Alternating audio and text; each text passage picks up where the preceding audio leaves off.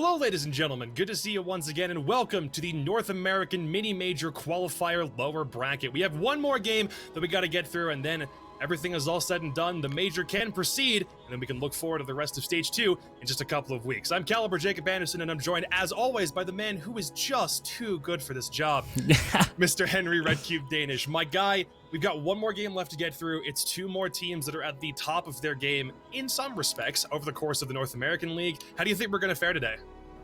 I mean, Jacob, I just want to sit back, take a second, and look at where we are at. We are casting arguably the biggest game of our career, and that's not even the best part. Mirage versus Soniqs. There's just so many storylines surrounding this matchup. Coming into this game, both of these teams are extremely heated up, and although you might not be able to fight fire with fire, I know both of these teams coming into this game are going to turn up the flames quite a bit.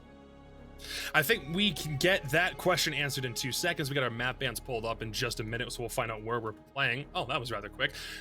We've got Cafe, we've got Oregon, and we've got Villa, so a couple of storylines that we can already begin to tap into. Mirage have played a wide variety of maps over the course of their time in the Canadian division, but have only ever played the same map so far through these stats twice. Both of them are Cafe and Villa. On the other hand, they've also lost Oregon a multitude of times, and I want to say that's the main reason why Soniqs probably decided to go to that map in this instance. I think the one very interesting thing that I'm seeing in this map ban phase is the fact that Soniqs have let Cafe slip through. Before this matchup, Soniqs has not played Cafe once. It has been their instant ban almost every single time, or the other team that they were playing against banned it before them. So this is the first time we are going to be seeing this Soniqs lineup of Iconic, Gumpy, Slevin, Easily, and Super on the map of Cafe. How do they fare? We really don't know. This is our first showing of it. And something that we can also keep in mind is that we already know Soniqs is a very, very strong powerhouse in the United States division. We saw them by one round very verily be edged out by Dark Zero in order to claim that final major spot in the mini major, which happens in just a couple weeks. But something to keep in mind is that Mirage are trying to carry Canada, so to speak, on their backs. They're trying to make a very good showing for what the Canada division can be in the context of the rest of broader Siege esports, especially in North America. So the fact that they beat Tempo Storm in their previous game 2-0, I think that's a really good indicator of what we can see from them in terms of how hungry they're going to be and how much they're going to fight for this, because the way that Tempo Storm game played out, other than the result, was a very surprising affair all around. So I would say don't discount Mirage, but Soniqs, they're already proven to be a very strong team.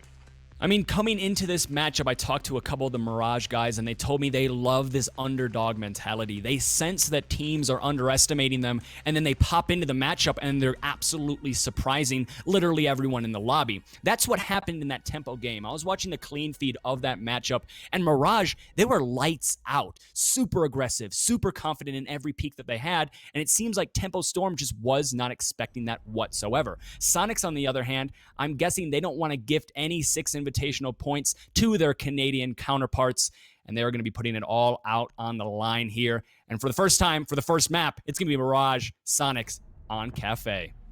That Thatcher ban is absolutely no surprise, as that's an operator that I think the Soniqs have banned out the most, if not close to the most time of any other team in the North American League. They do not like playing it, and they are comfortable working around that.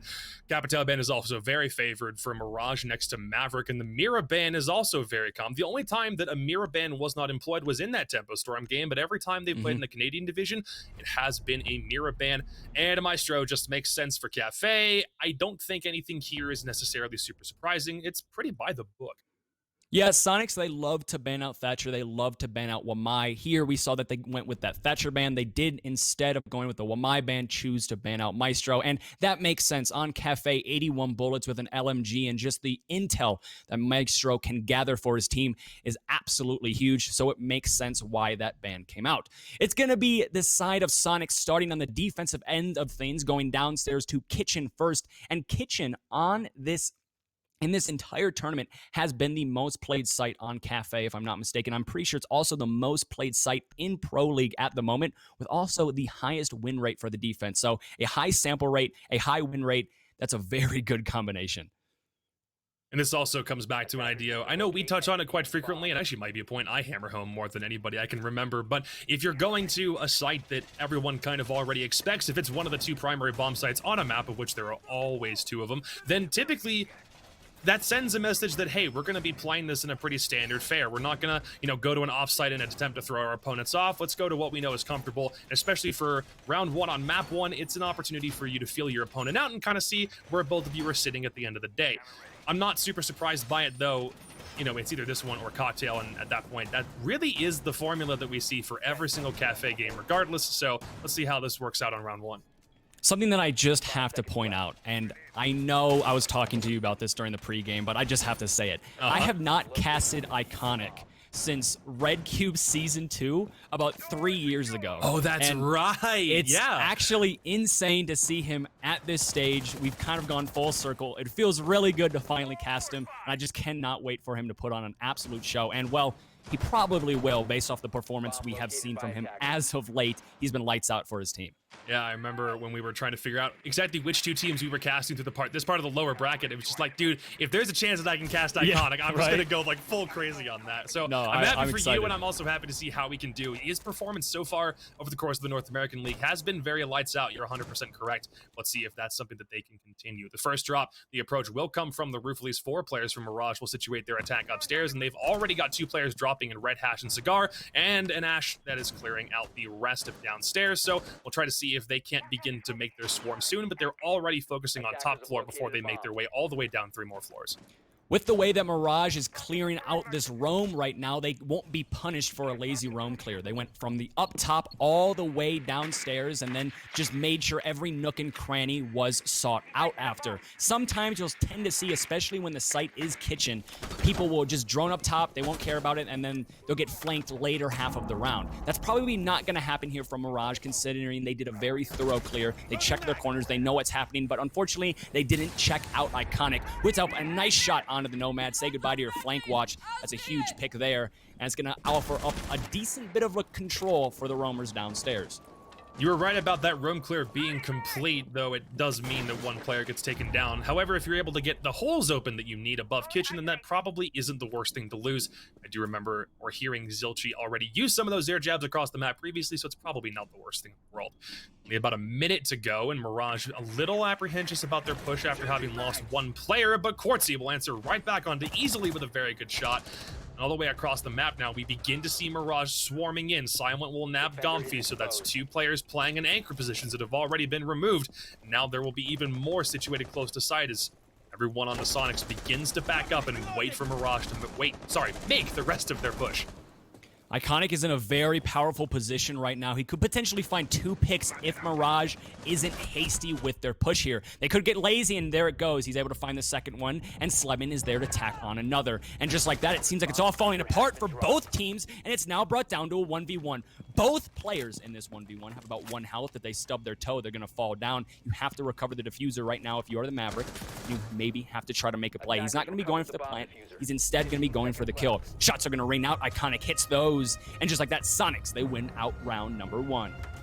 Gotta win your 1v1s and Iconic in Restaurant and VIP almost the entirety of that round and closes it out beautifully as Mirage at 2 different points over the course of that round had a man advantage, but were not able to capitalize. So very good play from Iconic. As we move on to round 2, Mirage did a lot of things right in that last round. Aside from just being able to, or more on the positional advantage game, they did have a very good job, but we will head into rehost momentarily as we try to get some things sorted out. Soniqs, 1 round in, I talked about it being a feeling out process for them. I still definitely think that they're still more or less trying to figure out exactly how Mirage plays, but right now, they did a really good job, and Iconic did win his ones. Yeah, I think Iconic being in that power position, just sitting there, not getting droned out, not getting picked off, and then also Mirage giving him those ones. I mean, every day of the week, Iconic's probably going to win those out, and that's exactly what happened. A very well-played roam clear, though, from Mirage. They did everything on their checklist. It was just the execute that didn't meet their standards, and that's kind of where they fell short.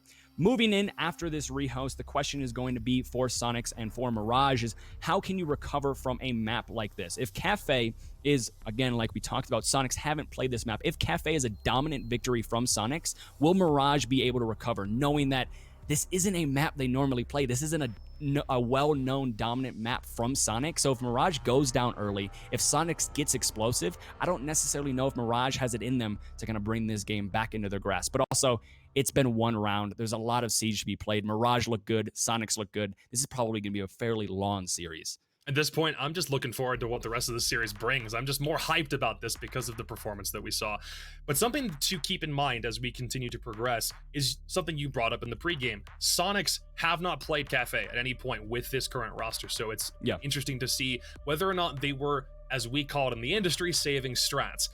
I'm a little curious about why they opted to play it in a major qualifier, a game that they still know is going to be broadcast, that people will be able to still take, VODs from and will watch and can break down, when they haven't played it at all previously. Why go to a map that you haven't played at all and maybe have been saving up different strategies for previously and decide to play it here against a team that has a 100% win rate on this map? I'm a little bit confused about the philosophy for Soniqs about letting this one go through. It could have been the one that they banned outright, and that would have forced Mirage to go for something different, probably with Villa. But Villa's now our decider. That slid all the way to the very end of the map rotation. I am interested to see exactly how Soniqs plays this, if it turns out that they were, in fact, already prepping things for Mirage before they played this game, or if it's a situation where they don't necessarily care. This is a game that only matters for SI qualifier points and not for major qualification. I'm a little curious to see what their motivation is about the Cafe. Something that scares me if I'm a Mirage player or a Mirage fan is the fact that Villa being the decider doesn't favor well for Mirage, considering Soniqs have a 100% win rate on that map with 3 plays. That's a lot of plays considering how many times we've seen Pro League this year, and it's actually near the top. I think there's only one team that has played a map 4 times. Everybody else, the highest is going to be around that 3 mark. And the fact that Soniqs have a 100% win rate on the decider map of this series, it's kind of a win now mentality for Mirage. I'm a little interested. I need to keep on, just dousing the word interested from my caster vocabulary. That thing has no meaning at this point anymore. The way in which Mirage plays this is definitely going to favor, or it will determine the momentum as we head into map 2, mostly because I think Mirage, they still come into this game as the underdogs. There's no real expectation for them because this was the first time we had a full-blown Canadian league that was still on par or was able to participate in a tournament that the rest of the United States division was also participating in. So they need to do something to continue to set the tempo. And when they defeated Tempo Storm, see what I did there? That was good.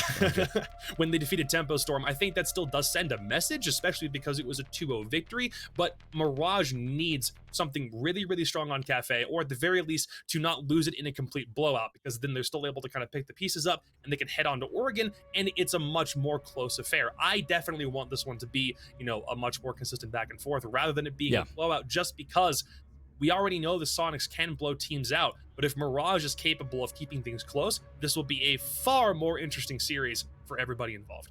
Another thing we have to consider is the mentality coming into this matchup. I would say Soniqs' mentality is pretty low. Losing out to DZ, very close maps. I think it was Coastline and Consulate. Coastline was 6-8, Consulate 7-8.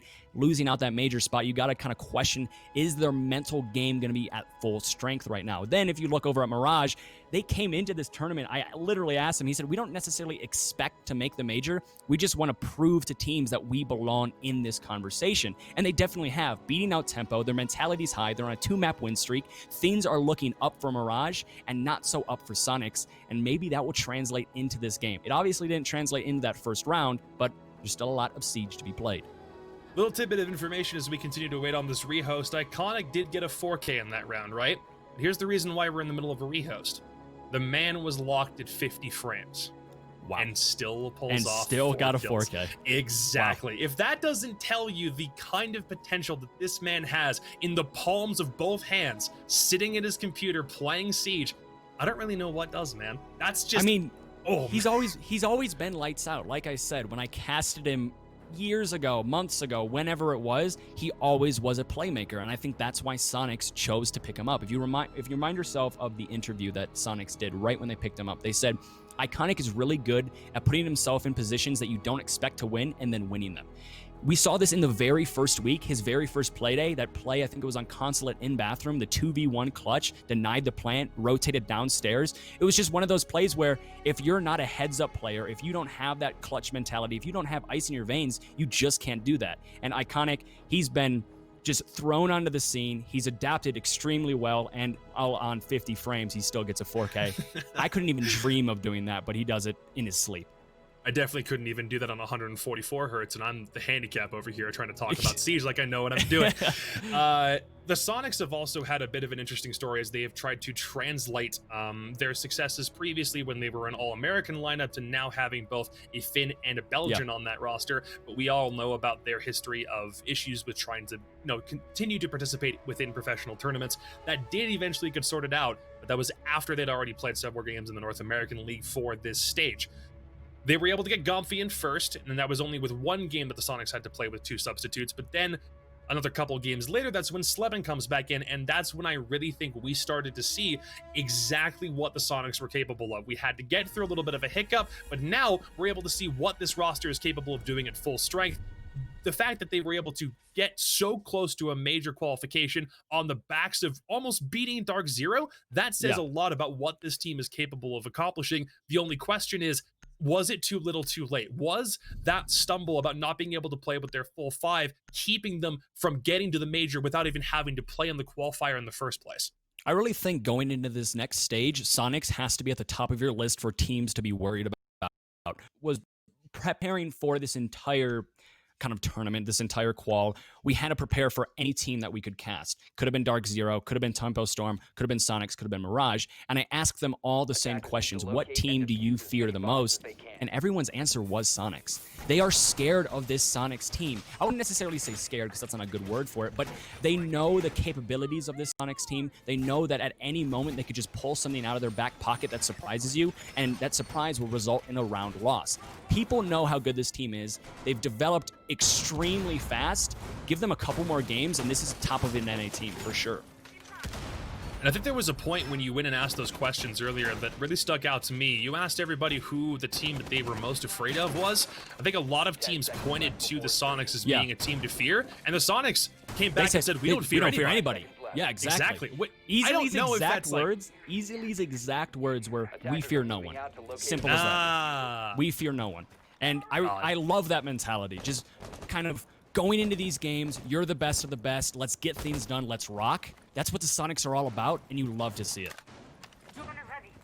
Well, we can finally get back into the game after the rehost. Apologies for the delay, but such things happen in Siege as they do in almost every major competitive title. So we can see how this attack plays out. We did end up going to Mining, which is definitely a tertiary site with Cocktail still available, but I think that might be telling of the way that Soniqs want to play their defense. If you're not heading to Cocktail and Bar for either of your first 2, maybe even 3 defenses, that might be a sign that that's a site that you're trying to avoid. And the Soniqs can definitely say that they have all of the strats in their back pocket because they've never played this map, at least with this full 5. So if they decide to go for something a little bit unorthodox, that might be because this was definitely pre-planned a long ways out. Something that's also interesting about Mirage, as we're speaking about maps, is the fact that, good night, Hotline Blaine, there it is, and it looks like Zilchi answered the call. Down into the grave he goes. First pick once again for Iconic, first pick once again onto the Nomad. That's gotta hurt quite a bit. It's not the player that you want to lose either, especially considering he was still on the roof was Zilchi and hadn't been able to deploy any of those air jabs. And if he did, it was negligible because it might have only been able to have covered one run out as opposed to anything in the middle of the site.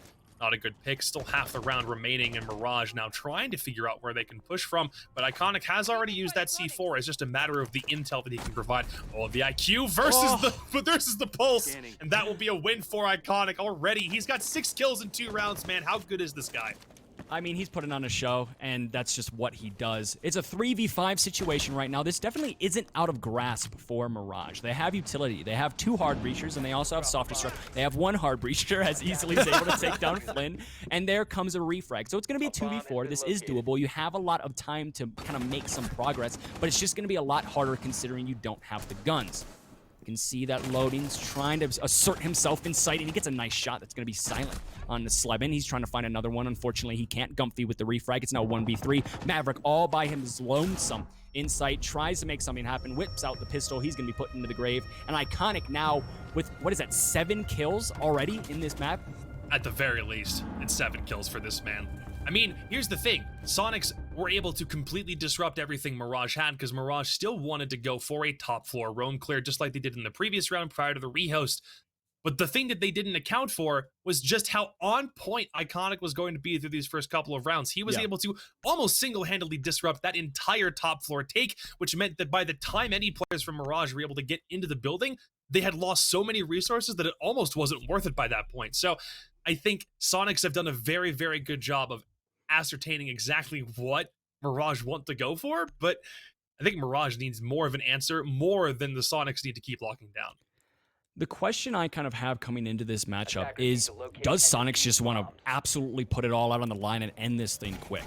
Do they just want to kind of put Mirage into the dirt and say this was our game, it wasn't even a contestation? Or are we going to see maybe some slip-ups from SQ? Could this be the 100% strength from SQ, or are we going to see 75-60% from SQ? Because obviously, there's still things on the line for Soniqs, but it's not as major as an actual major qualifying spot. The stakes are a little bit different, but is the playstyle going to be different? That's my question.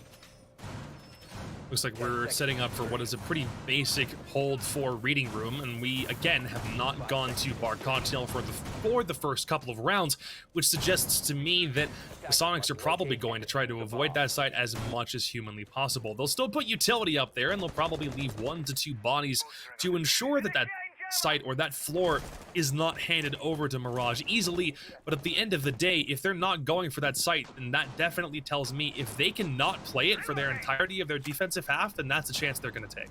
I mean, another thing is the fact that Soniqs is staring down the barrel of a perfect rotation on Cafe. And if that happens, Mirage is going to be down bad. You really don't want to let a team go to every single site on a map and then win it out, because it just shows they're not weak in literally anywhere. You can't really capitalize on any mistake. So Mirage, they need to get a couple rounds here. They need to prove to Soniqs that, hey, you have to go to your comfortable sites if you want to win, because we are still a force to be reckoned with. Ash has already made her way into Fireplace, and Iconic is not in close enough range to see it right up until the very end. So it might be evident that Mirage's attempt at the second floor take and not a perfect top floor take is beginning to make itself manifest. 2 players will drop now into Cigar as they will already begin to rotate back down. I think they already noticed that there's not enough of a Soniqs defense on the top floor to justify going for an entire clear, so they might just want to work their way all the way down red and go for a push immediately. But that information from Pulse is going to be oh so crucial to how Mirage plays out the rest of this round. Intel is everything in the game of Siege, and if you can just grasp some here, grasp some there, it's going to help you win a round fairly drastically, in my opinion. Especially with a pulse scanner, you can pinpoint exact locations of certain players, and then helps pinpoint where the push is going to be coming from. If you see someone's coming from the east side, you can then call to your team, oh, this is probably going to be an east take, and then you can focus your resources, focus your bodies onto that side. Unfortunately, the lazy roam clear doesn't work out here for Mirage, as Sleben from the new balcony, well, not necessarily the new balcony, but just the upper balcony part is able to take down Flynn, and that's going to be the thermite off the board. It is going to be immediately refragged, however, but in terms of a trade, I would say Soniqs win that one out. Already another man advantage acquired for Mirage. First time they've had that since the very first round when they were up a couple of times, but the problem is that they've left both Gomfy and Iconic in positions where they can go for heavy flanks. 45 seconds remaining, and it is read perfectly by Zilchi, and he'll find his third kill. He can find one more and clean up for a very nice 4K, but they still have Gomfy to deal with inside of reading. Everyone will begin to pressure now as that roam, it turned out to not be the worst thing in the world, as the plant is successfully attempted, and there's all of Mirage's bodies waiting for someone to come back out of reading, and they will finally find their first round as the pick did not go to top floor. It doesn't work out in Sonic's favor. Mirage will finally get on the board. Reminder, this is a very extremely defender-sided map, so if you exit out of this half and you are Mirage with 2 rounds, a 4-2 split, you should be fairly pleased with yourself. So adding one more round to their 1-round tally is definitely the objective for them right now, because they can just get that momentum going to the going to the defending side of things and then try to stack rounds in that area. The problem being, though, is the fact that, again, Sonic seems to be comfortable on relatively almost every site on this map. They just are avoiding that upstairs site. We don't know necessarily what they have upstairs. They could be uncomfortable on it. They could be just saving strats for that site. Reminder, we were talking about that kind of mentality earlier today. But either way, Soniqs looks strong on almost every site here. So Mirage needs to get rounds just as quick as possible and just make sure they get a 4-2 split. When we were on Kitchen for round 1 of this map, it was one that Mirage had a lot of things picked out very, very quickly. they had 2 different man advantages over the course of that round, and were it not for not being able to clear Iconic out of the restaurant VIP position, that was almost a round 1 for them, and that would have made this a 2-1 scoreline as opposed to what we see now. So if you're Mirage, the fact that Soniqs are going back to Kitchen shouldn't really bother you all that much. You just need to do a much better job of isolating where everyone can be roaming, especially if Iconic wants to take up a similar position, which we can see he's already back by that VIP section, so he could choose to stick with it just like he did in round 1. Yeah, this seems to be a relatively similar hold to what we saw before from Soniqs. And like you said, I wouldn't necessarily say the hold worked out for Soniqs. It was brought down to a 1v1, and it was reliant on individual skill from Iconic. And when Iconic is as good as he is, you can kind of do that a lot and get away with it, but you don't want to make that a habit if I am Soniqs. You want to make sure that the hold is secure. You want to make sure that you're doing things properly so that the push from Mirage doesn't result in another 1v1. 30 seconds to go, and I think the thing that's been made most interesting is that aside from maybe 1 kill or 1 trade, a lot of the kills in these rounds have come only in the last couple of seconds of the round, especially when it comes to just, you know, going for a shot that only takes a little bit of damage off of somebody as opposed to killing them. That speaks volumes about the way that Mirage are trying to play. They're giving a lot of respect to the roam game from Soniqs very typically, and they're not going for anything that's super aggressive. They're kind of playing as a team and playing things by ear as the intel is revealed to them, and not going for anything too reckless.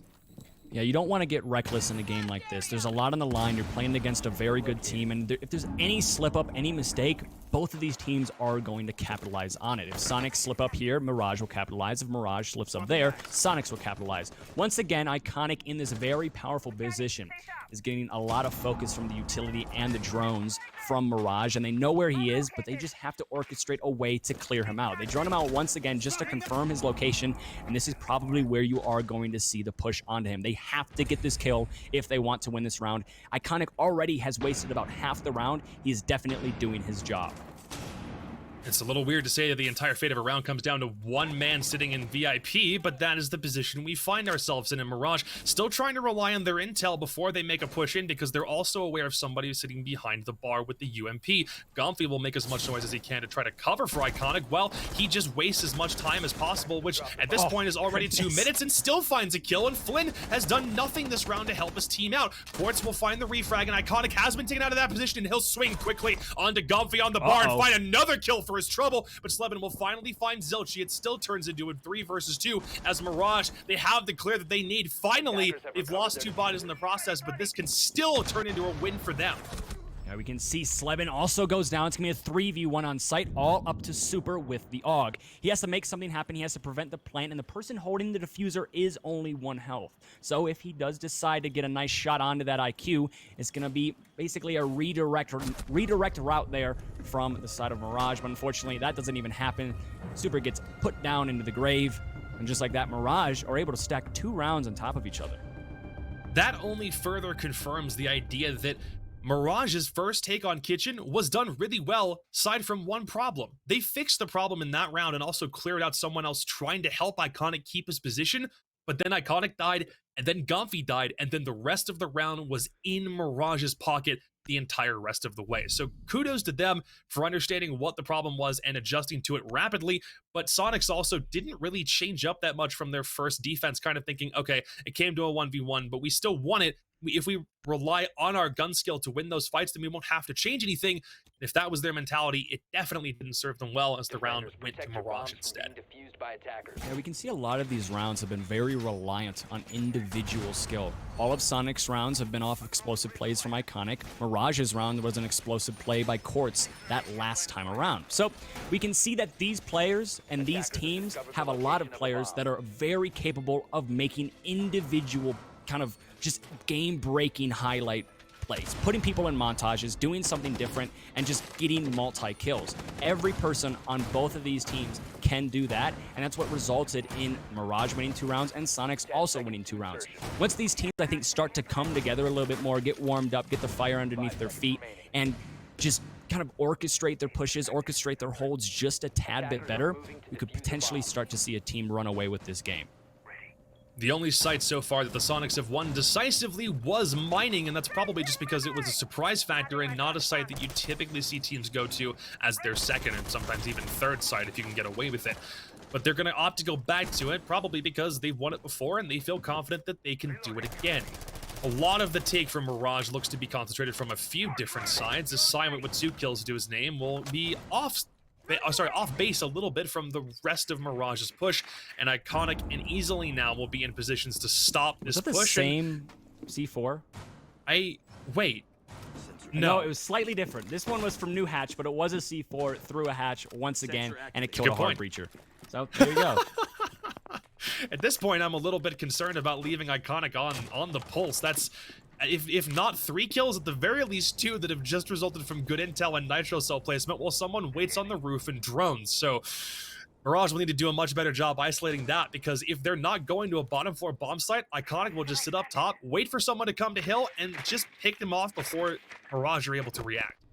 Yeah, we can see Mirage losing the Maverick out very early has definitely stifled their push, and down goes both hard breachers to the hands of Iconic once again. You have absolutely no way to get through reinforcements anymore, and Mirage has to completely change their push. You have a decent bit of utility to watch flank and get rid of shields, but that's about it. With half the round still remaining, a 3v5, no hard breachers, this round already looks like it's going to be in Sonic's favor, and if I was a betting man, I'd probably put my money on them as well. Well, I think that bet's about to ring true as Gomfy will knock Quartzy right out of commission, and it turns into Zilchi and Silent in a 2 versus 5, and there's still all the intel in the world that can be gleaned from the Soniqs in order to stop any sort of successful push. The only thing they've got going for them is it's not a 1 versus 5, and they still do have diffuser control. So if they're able to isolate and try to misdirect Soniqs into a couple of easy kills, this could turn into a much different situation. But the Soniqs have all the crossfires that they need, and they have also got intel as soon as one person goes down. That will be Silent, and finally Zilchi. A flawless round from Soniqs as they clean up on mining, proving that that defense was absolutely the right call after a plunder on Kitchen. I'm not 100% positive, but I'm pretty sure Flynn has died to Iconic every single round that Flynn has died. So. If I'm not mistaken. So I'm pretty sure Iconic definitely has Flynn's number right now, and he just keeps calling, and Flynn keeps answering, and thus Flynn keeps dying. It really hurts Mirage when Flynn is the one that does go down, however, because he is their hard breacher. Losing loading and Flynn as the first 2 picks and not getting a refrag basically put Mirage into the dirt, and they couldn't crawl themselves back out of it at all. Well, the idea of them not going back to bar cocktails ringing true is now we're back to kitchen service. Maybe if the Soniqs have a bit of a different strategy they want to employ and see if they can't end their defensive half on a 4-2 split as opposed to 3-3. But I am interested about why bar cocktail wasn't played at all. We can obviously speculate, but it's either they don't feel confident on it or there's something that they're doing on that top floor that they're not really letting everyone know about. Precisely. Kitchen, though, still turned into a rout in the last time it was played. The first time it was played, it was more trades coming in back and forth, but again, Mirage were able to solidify those man advantages, if only for a short amount of time. So their hold was identified by Mirage very quickly. Whether they go back to it again is going to be telling based on where Gomfy and Iconic are positioned, but their operator selection is different from last time, so that stands to reason, therefore, that their hold idea is not going to be the exact same thing as it was. So Iconic does seem to be favoring that position that he was playing previously, but like you said, the Mozzie now being picked out can point to a different idea in the strategy or a different position in the strategy as well. We're just going to have to wait and see because we haven't fully seen anything develop from Soniqs in terms of their hold because, well, the round just started. Drones are coming out, and yes, so it's going to be a completely different position here from Iconic. So it looked like at the beginning he was still downstairs and near that VIP area, but he's now going to be invested upstairs with Gomfy, and this seems to be a little bit of a full roam clear task for Mirage. They have to clear it up top because Gomfy and Iconic are both here. Then they have to go to that main floor and then all the way downstairs to kitchen. The main objective most likely for these roamers is to get rid of drones, burn utility, and save your life. Yes, getting picks is great, but at the most, you want to just be able to rotate back down on the site when that execute comes out from Mirage. You want to know why Flynn is one of my biggest role models, by the way? The What? idea casters can't play is a sentiment I try to forget because I like to think casters can play, but he needs to do a better job trying to protect the rest of his team because Gomfi pops off with 2 kills. Silent and Zilch is so much utility off the board, but Quartzy is at least able to come back onto Iconic with a very, very firm kill. That can help Mirage go for something more solid on a kitchen take because, again, the strategy has been changed up from what it was the last 2 times Sonic went to it. I don't know what the strategy is here from Gomfi, if he holds down all of Red Stairs by himself or if he knows the Maverick is just below him. Even losing Iconic in the roam, the roamers still were able to do their job. Gomfi finding 2 picks, you have the man advantage, they burned a lot of utility, and there's only 1 minute and 15 seconds left in this round, and they haven't put any utility or anything invested onto the site or onto the floor where the site is. So things are looking up right now for Soniqs, and Mirage needs to piece a couple things together, and it's going to be up to Quartz, and he does so. He's able to find another kill, making it a 3v3, and this is definitely a lot more doable. Flynn has 1 more exothermic charge in his back pocket. He's looking to open up that freezer wall, and now it's up to Soniqs to see potentially how they can prevent that, or if it does get open, how they can prevent the push inside. Little confused about why the Echo would allow that Yokai to be killed when he knew there were 2 people looking directly down the hallway, so it's intel lost and it's disruption lost, but all of the pings now, it seems, are coming in for the Soniqs as one gunfight as the Maverick might not be aware that there's someone sitting on the staircase directly behind him. Gomfi might be in perfect position, and he is for his 3rd kill on the round. And now Mirage on the back foot. They're not able to get the pick onto Gomfi as he scurries away after nabbing the kill. But he'll find another one on the bar. He's got diffuser control. Gomfi with the ace in very fine fashion. And the Soniqs will go up 4-2 on their defense half. Out of all cards to draw from the deck, Gomfi obviously picked the ace, and he goes huge for his team. Once again, though, a round reliant on individual skill.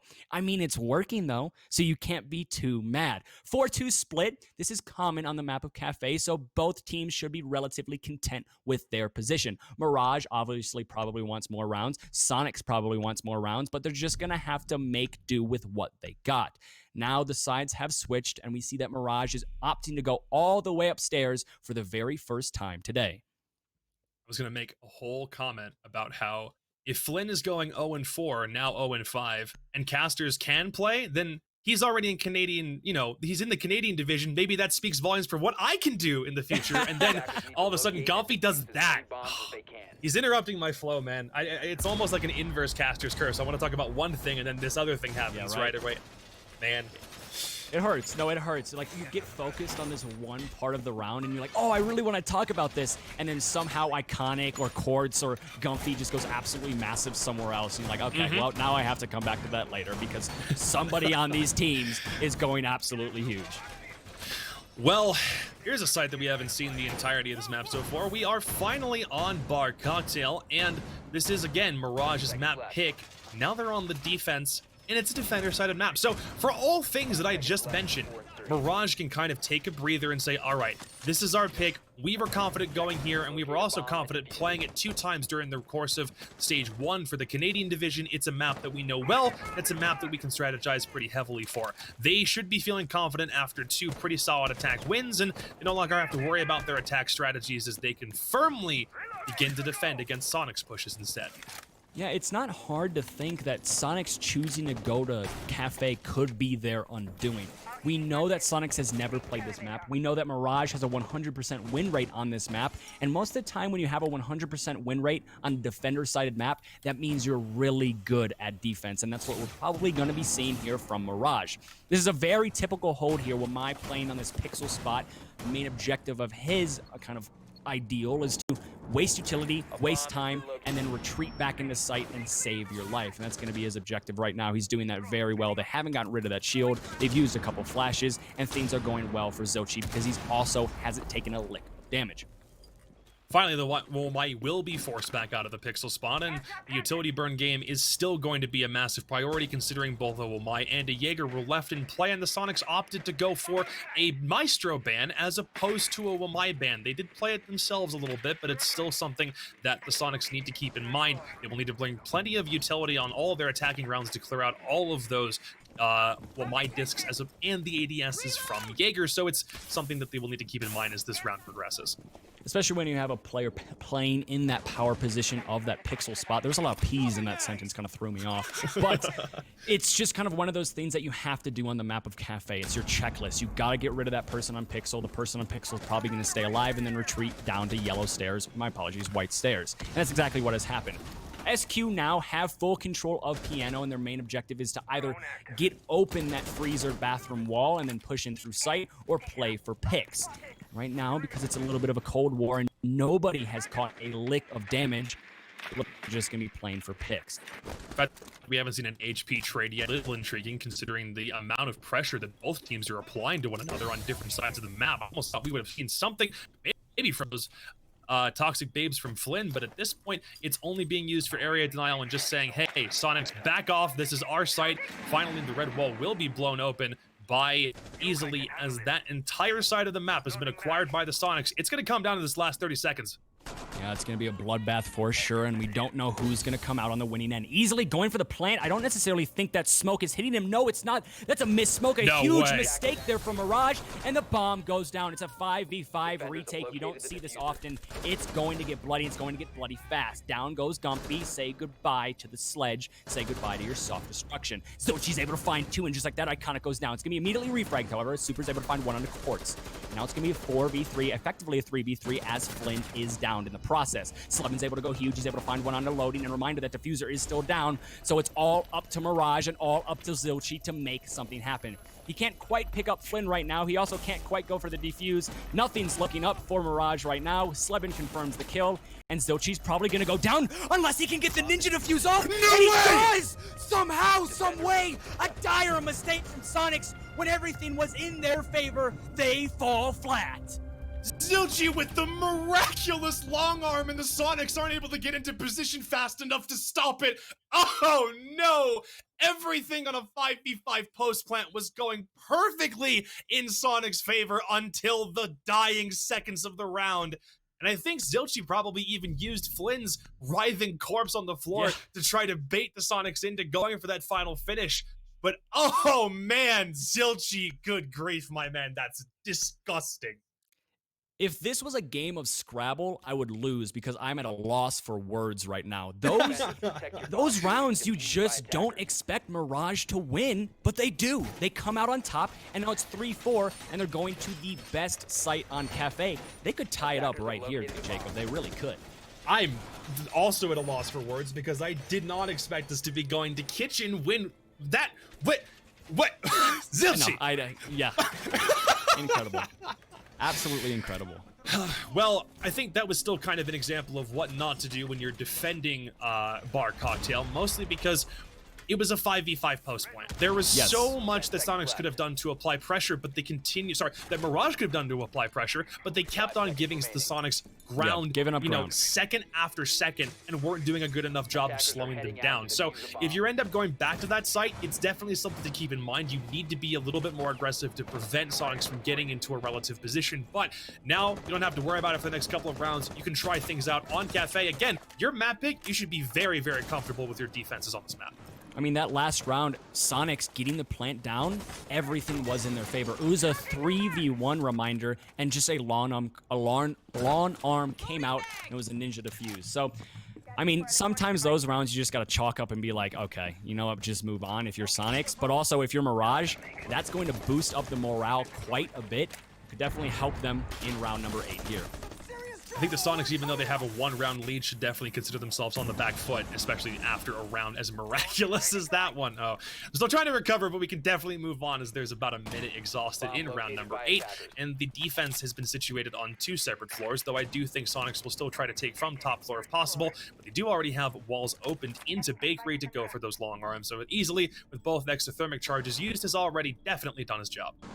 Yeah, we can see there's a decent bit of up-top control here from Mirage, and it's going to be up to Soniqs to try to clear this out any way possible. And it doesn't seem like that's actually their focus right now. Easily squirming his way into sight, we could potentially see another 5v5 retake situation with the way that Soniqs is playing this. They've opened up that main wall. They have control of Bakery. They have control of the areas they need in order to get a plant effectively down. And we could see that very shortly here, and we will. Easily is going for the plant. Again. Smokes aren't going to be coming out. It's not going to be a 5v5. 4v5, but it will be a 4v4 retake. No! The Echo goes huge, and just like that, Mirage is once again commanding this game. It's a 4v2, all up to Super and Iconic. They have to get picks because the diffuser is out of their control. They neglected that up top presence. They neglected the Yokai drones, and it's resulted in the situation they face right now. Soniqs tried to bulldoze their way into his site without effectively taking control of the rest of the map, probably so that they would have enough time if things went wrong to go for a much different take. But now with diffuser in control, Echo is still in play, and almost all of the guns from Mirage are still up and blazing. This is going to be a much, much taller task for the Soniqs to overcome. Yeah, right now I think the objective of the Soniqs is just to play for picks, hope somebody peeks into your crosshairs, and then you can clean up that kill. As we can see, Iconic's working his way upstairs, finally trying to clear out the roamers that were up top. If he finds one, potentially two here, it could be huge for his team, but he has to first fight a shotgun. And no, that's siege timing for you. And okay. Loading, no. The hotline blamed, but he answered the call. That's very odd. As Iconic's also able to find one on the Zilchi. And just like that, Iconic's able to find a double. A huge mistake from Mirage. It's now a 1v2 situation. You have the LOL in chat, but nothing's funny about this Mirage. The plant's going down. It's a 2v1 retake, and things aren't looking good for you. Diffuser has been successfully planted, and Super and Iconic are now the two men left standing, but Silent will still find the first kill. He doesn't have the positioning on the second, and Iconic, I don't understand how Mirage throws that round away. It'll be their win. They go up 5-3. We didn't give them any credit for being able to bring that round back. And just as quickly as momentum swings in Mirage's favor, now the Soniqs seem to be firmly in the driver's seat. I mean, you give and you take. We saw the round number 7. It was when 5v5 retake, everything in favor of Soniqs. Who wins? Mirage. Right here, everything in favor of Mirage. Who wins? Soniqs. Very weird to see this dynamic happening because you don't typically see it in Siege. You don't get lucky a lot in the game of Siege. Most of the time, it's very reliant on skill, very reliant on your push, very reliant on your hold. But both of these teams have had the dominoes fall in their favor quite a bit, and that's what's resulted in the scoreline we have right now, 5-3 in favor of Soniqs.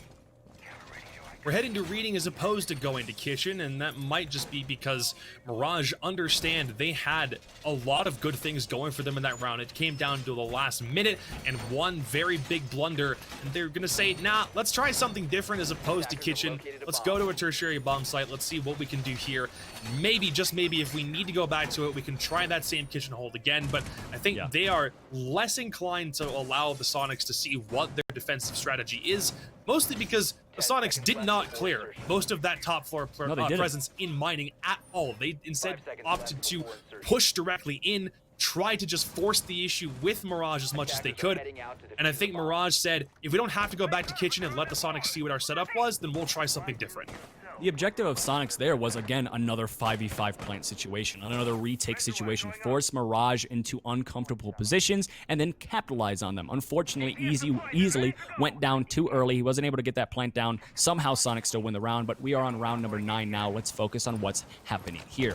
Up top control is the main priority here for Mirage, and it's going to be a spawn peek, or technically a late spawn peek on the easily. Once again, say goodbye to your hard breacher. We've said that a lot today. So far, yeah, it doesn't seem like the Thermite player has been in any sort of advantageous position as this match has progressed, but at the very least, that diffuser can be regained. It's not the end of the world, and we're also not heading back to kitchen, so the impact of that Thermite can be questioned, at least somewhat. Defensive positioning for Mirage takes place on a couple of different angles, as it mostly seems like they're kind of expecting two different waves. The first wave is that top floor clear, and if they get to that point, Mirage has positioned themselves pretty effectively to stop players from the Soniqs from coming down those staircases. This attack can definitely happen in 2 phases because that's the way the defense has it situated at the moment. Getting that first pick has slowed down Soniqs quite a bit, and it also results... Oh, was he able to shoot his feet from that angle there? I think he missed it. All I saw was the drone die. Okay. I'm over here. I'm wishing I could type in chat at that. Yeah, but the first pick coming out from Mirage there does 2 things. Obviously, the Thermite's going to be off the board, but it also wastes a lot of time for Soniqs because they now have to adjust their push, considering they don't have 5 bodies anymore, and they lost one fairly premature. And that's what we see here. It's a bit of a cold war. Nothing's come out after that first pick. Soniqs haven't gained too much control of the map, and Mirage are sitting in relatively comfortable positions with only a minute left in this round. A lot of players on Soniqs need to go huge like they've done over the course of this round so far. And remember, Iconic is still on the board. He has his 10th kill. I was about to say he had 9, but nope, he's got more. But that castle barricade now. What? Sonic stormed right on in. There's no way he's able to stop that in time, but he will eventually be down. But there's too many trades happening from the Soniqs. A 1 versus 4 as Quartzy's all alone directly above Laundry Hatch. There was nothing to stop Soniqs from coming directly in aside from the 1 castle barricade, and all of a sudden SQ is on match point. What in the world did we just see? Forget the up top clear. We don't see barbed wire. Let's just run into sight. That's the mentality Soniqs had, and it works out here. I mean, I love watching this team play. Like, you don't see that from other teams. They recognized a flaw in the hold. There was no barbed wire. There was nothing stopping them from just sprinting in. They said, all right, Iconic, you have the G8. Go make something happen. And, well, he did. 6-3, match point for the Soniqs. The Mirage, they have to start stacking things on top of each other if they want to stay alive on the map of Cafe. On both of the rounds that the Soniqs have won on attack, it's been because they've ID'd a way of playing the round, even if it wasn't correct at the start. Remember, that kitchen round is still fresh in my memory, but in both of their attacking situations, they've been able to swarm around Mirage where Mirage least expects it. You're right, that's not exactly the standard of play that we see from a lot of teams in the NAL, but it's definitely working out for SQ because Mirage are opting to kind of stick back and play to their strategies, where the Soniqs are doing a much better job at adapting to what Mirage is trying to get out of their defenses. Going back to kitchen now suggests that Mirage really is kind of out of options here. It's a site that, for all intents and purposes, they won aside from a massive blunder just a couple of rounds ago. So if they're able to replicate their defensive setup and maybe even produce some of the same results, then you can see a way more successful Mirage defense. The only issue is we're not seeing nearly as much of that same setup in mining, and it seems like it's a 3rd floor hold as opposed to a 2nd floor one. I also have to point out that the fact that Soniqs has been able to adapt so quickly and just kind of flip a switch whenever speaks volumes to their IGLing. The ability to call out a push, call out a mistake in a hold, and then be able to capitalize on it almost instantaneously is a very rare feat to see, but we've seen it from Soniqs multiple times today. Can they do it again on this site? Potentially. We obviously saw the objective last time around for Soniqs on this site was forget up top control, open up the wall, try to get the plant down. It didn't necessarily work out. They still won the round, but maybe this time around they can actually do it the proper way is the kind of best word I have for it. No, I understand. And I think the Soniqs have a motto that if you put it on a t-shirt, I want copyright claims for: waste no time. That is Soniqs' entire motto while they've been playing this match out. They're going for takes wherever they can find it. They're opening walls up. They're moving in and destroying gadgetry as fast as humanly possible because they have they recognize where Mirage does not have intel. Slebin was able to go in and grab a mute jammer to clear it off the wall in enough time for easily to go straight for the wall on prep to get blown, and that was before anything had happened on Mirage's side to attempt to compensate for it. It's not that it was gifted directly to the Soniqs, it's that they put in the work to get it before anyone understood exactly what was happening. Soniqs are in a very comfortable position right now. They can give up about 3 to 2 rounds and still be in the driver's seat of this matchup, in my opinion. And Loading is able to take down Gumpy, though. So say goodbye to your soft destruction, say goodbye to your grenades, and they are now in a much more uncomfortable position considering it's a 5v2. But reminder what site this is. We've seen a 2v4 in much worse circumstances work out in favor of Soniqs, but I don't think lightning strikes the same place twice. No, it does not. Mirage, flawless round. You have to start somewhere in order to orchestrate a comeback, and this could potentially be the perfect place to start. Their kitchen defense the first time worked almost flawlessly. Their kitchen defense the second time was actually flawless. So Mirage, I mean, we talk a lot about SQ's adaptation, but good job on Mirage for recognizing what didn't work and making the proper corrections to it, especially when SQ seemed to be playing a little bit more aggressively. You're right, they have more of a buffer. They can lose a couple rounds and still not have lost firm control over this map.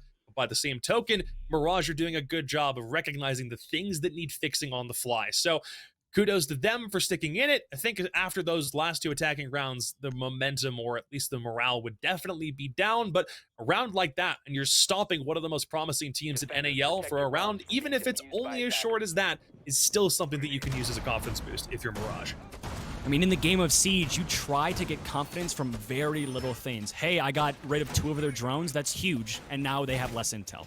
Little things like that can really help the morale of the team. A flawless round against Soniqs when they were able to stack a couple rounds on top of each other, that's definitely going to help the morale of Mirage. That's just the way the dynamic of Siege plays out. We can see they're opting to go back up top, and in my opinion, this is where Mirage looked the strongest. Yes, they had a 5v5 retake situation, but the ability to kind of hold off the Soniqs push instead of giving up ground is probably going to be their objective here, and I really think they can do that. We saw the first time around when they played the site. 5v5 retake, very weird way that round played out. They still somehow won it out. But like you said, the main objective, the thing that Mirage needs to do right now is to just prevent Soniqs from just stomping on their feet. Get aggressive, get in their face a little bit, make sure they can't get piano right off the rip. And this could be a Mirage round here as well.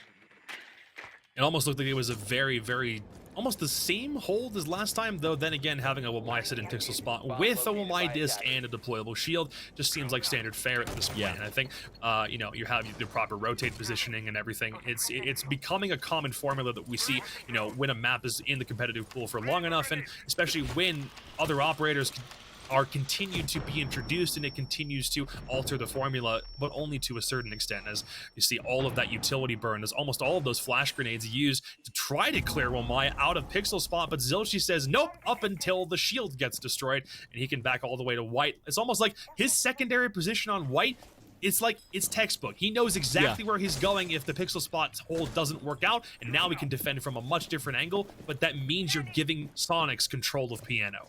Yeah, once again, Soniqs does have control of piano relatively early on in this round, but they're not doing the same thing they did the last time around with it. Last time we saw immediately the moment that Wamai was pushed off of that shield, easily went up to the wall, got the wall open, and then went down for the plant. Here, we can see that they're being a little bit more tedious with their take, trying to figure things out, maybe play for a couple picks, try to clear someone out of very powerful positions, and then play for the retake. That seems to be kind of the focus of Soniqs right now. Although the fundamentals of this push are relatively the same, we can see the pace of it is extremely different. The wall will be opened up in a pretty similar spot. No, that's actually bathroom wall. It's been destroyed as opposed to the one where easily went for the plant in the previous cocktail attempt. But now, at this point, nope, it seems like the attempt for Soniqs will not be concentrated on the exact same spot. So if they want to go for a defuse, right now they have to contend with a Jaeger who's just sitting in freezer, and I don't know if the Soniqs are aware that this is where he's playing up until that drone goes right in and spots him, and he can fall right back onto freezer. The Soniqs now have almost all the intel that they require to go for a push. Are we really going to see another 5v5 post plant? Please tell me we're not about to see this. We could see a 5v5 post plant with about 15 seconds left. At least that's what it looks like is going to happen. There's something you have to be scary of, or wary of is a better word for it, is the fact that Silent on those red stairs could go huge for his team. Shots are going to be really out here from the Jaeger, and goodbye to that 5v5 post plant, because Gumpy and Iconic go huge and make it a 2v5 on the site. Make it a 1v5. Could be a flawless round here for Soniqs, and it is absolutely suffocating the site. And just like that, Soniqs win it out on Cafe, a map they haven't played at all in Pro League, and it was convincing here today. Well, good grief. I don't really have much else to say about that. I definitely thought that Mirage had more of a strategy going into it, and it's clear that they did, but SQ were able to read between the lines as effectively as any team in the NAL and prove that they definitely understand what they're doing on a map that no one else had ever seen them play in this stage of the NAL. So they could be over with in one more map, or we could go all the way to Villa for map number 3. But SQ, after a win like that, you have put Mirage's confidence in the gutter consistently. So we'll see if they're able to bounce back. But right now, I have full confidence that SQ are able to pull this out. The problem right now for Mirage is the fact that, well, reminder what I said at the beginning of this playday. I said it is a win now mentality for Mirage. They need to win Cafe because Oregon, you know what their win rate on it is? 0%. 0%. You know what the win rate is for Soniqs? 100%.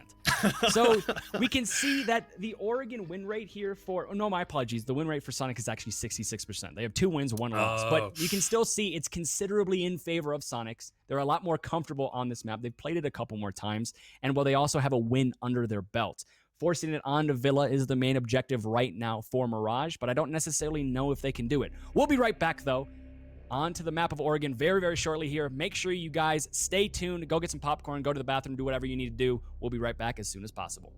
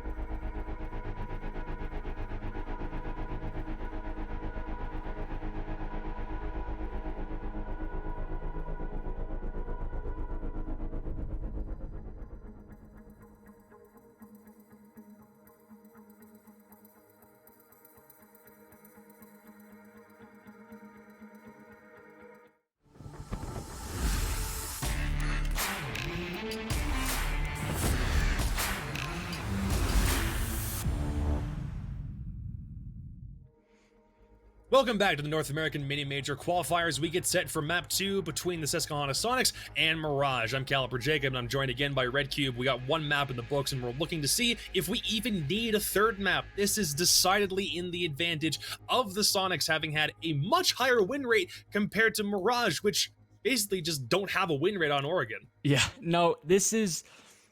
If you could, pinpoint or script a situation that could be more against Mirage, I would be very surprised, because they lost Cafe, which was their map pick. They're now going on to Oregon, which is Soniqs' map pick, and also statistically Mirage's completely 100% worst map ever. So there's a lot that Mirage needs to pull out. They need to change a lot of things going into this game if they want to take down the powerhouse that is Soniqs, but well, when you are faced with a best of 3 and you need to force it to a map 3, that's probably the best motivation in order to do so. So again, you don't want to count Mirage out, but it's going to be a very hard task nonetheless. Even though they don't have a win rate at all on Oregon over the course of the past couple of weeks, there is a silver lining for Mirage, and that's the fact that they've at the very least played it twice. So yes, if they want to do anything different from how they've played in the Canadian division, now is obviously the time, because the stakes are technically the highest they've ever been for Mirage on this map. They have experience on it, is the point. If they can do some tweaking to the way that they've attacked or defended on this map previously, it's not the end of the world for them. It's just a matter of making those minute adjustments. Something that's also interesting to note is the fact that typically Oregon has a 65% defender win rate, but in this tournament, in this major qualifier tournament, it has a only 33% defender-sided win rate. Obviously, the sample size for everything else is a lot bigger because Oregon's only been played once in this tournament, but that's something we have to keep an eye on. Are we going to see an attacker-favored Oregon? Are we going to see a defender-favored Oregon? Obviously, though, the bans are what we have to see right now, and it's going to be Maverick, Nomad, and Wamai off the board. Wamai, not really surprising. Maverick, not really surprising. Nomad on this map, also not very surprising, but let's see what the last one is. It's going to be a Mira. None of those were surprising at all, Jacob. Nope, they really weren't. I think those defensive bans are pretty staple for both teams in this case. Yeah. Wamai was left on the board for Cafe for the entirety of that map, but didn't end up being the most pivotal op pick in the world, as the Soniqs were still able to barrel through Mirage's defense, but they will opt to take it out on this map, as again, that's their most banned defensive op the entirety of North American League Stage 1. You're right, the rest of the bans are pretty common. This is just a standard ban fare. We're not seeing anything super out of the ordinary. We're also seeing none of these picks be that out of the ordinary either. We will start on Laundry Supply. We will head to the basement of Oregon as we start map number 2. Mirage are on a map that is known to be defender-sided, typically. However, the way that this map was played at the beginning of the North American League, the meta on it may already be beginning to shift.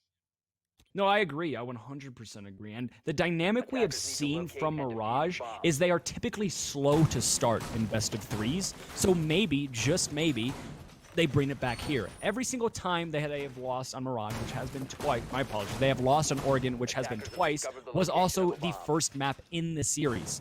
Then they win the next 2. This is from what I've seen from and gathered their stats. I think it was against Altiora, and I can't quite remember the last team that they played. I but believe it was Nordic. Nordic, yes. They start slow. The first map, they lose out, and then the next 2, they win out. So could we see that dynamic here? Potentially. It is on their most unfavorable map, but it could still hold true. 5 seconds to insertion. Basement is the first site to go to. It's either this or it's the top floor dorms area, and this is, again, nothing is different. Nothing needs to be removed from the formula about how these maps are played, and both teams, I think, they have enough veteran presence on them, and they're very aware that they don't necessarily need to rewrite the playbook for how to start on attack or defense. They just need to really start putting the pedal to the metal. And that seems to be what the Soniqs are doing. A very aggressive hold will already force the defense for Mirage outside of Blue Bunker, and shields and everything have already been taken out of commission, as there's also a top floor roam happening from Mirage. They might not be estimating quartz on the Jaeger, so this could be Soniqs' downfall, but no, the peak is read beautifully by Iconic. He's gonna clean up from where he was last map, and Jaeger dead within the first 45 seconds. A questionable play indeed, as we saw the question mark pop out there from Iconic in chat. Puts down the Jaeger very early on. Jaeger's bones are going to have quite a bit of time to bleach underneath the sun now. We can see that Soniqs, with that pick, have push themselves into the building fairly quickly. They're able to get control of almost the entire map. And now the objective is, let's get into sight. Let's make our presence known on A and B. I'm trying to figure out exactly what Iconic's looking at. He might be trying to position some shots downstairs onto the meeting room area, maybe trying to help blow the rest of the wall out, but at the end of the day, the Soniqs push will still continue basically unabated as they move from the top floor all the way down the next couple of them, and the pressure is coming from white stairs from two different angles, and now is also coming from bunker as the Ash moves in, and there's still plenty of pressure now as it comes towards the pillar side of things. Mirage almost look like they're getting cornered, and especially the the Goyo from Zilchi is in a bit of a precarious position, and his Nitro Cell will fall with no kills or no damage to it, so Mirage, I think, is getting a little bit uncomfortably pressured right now.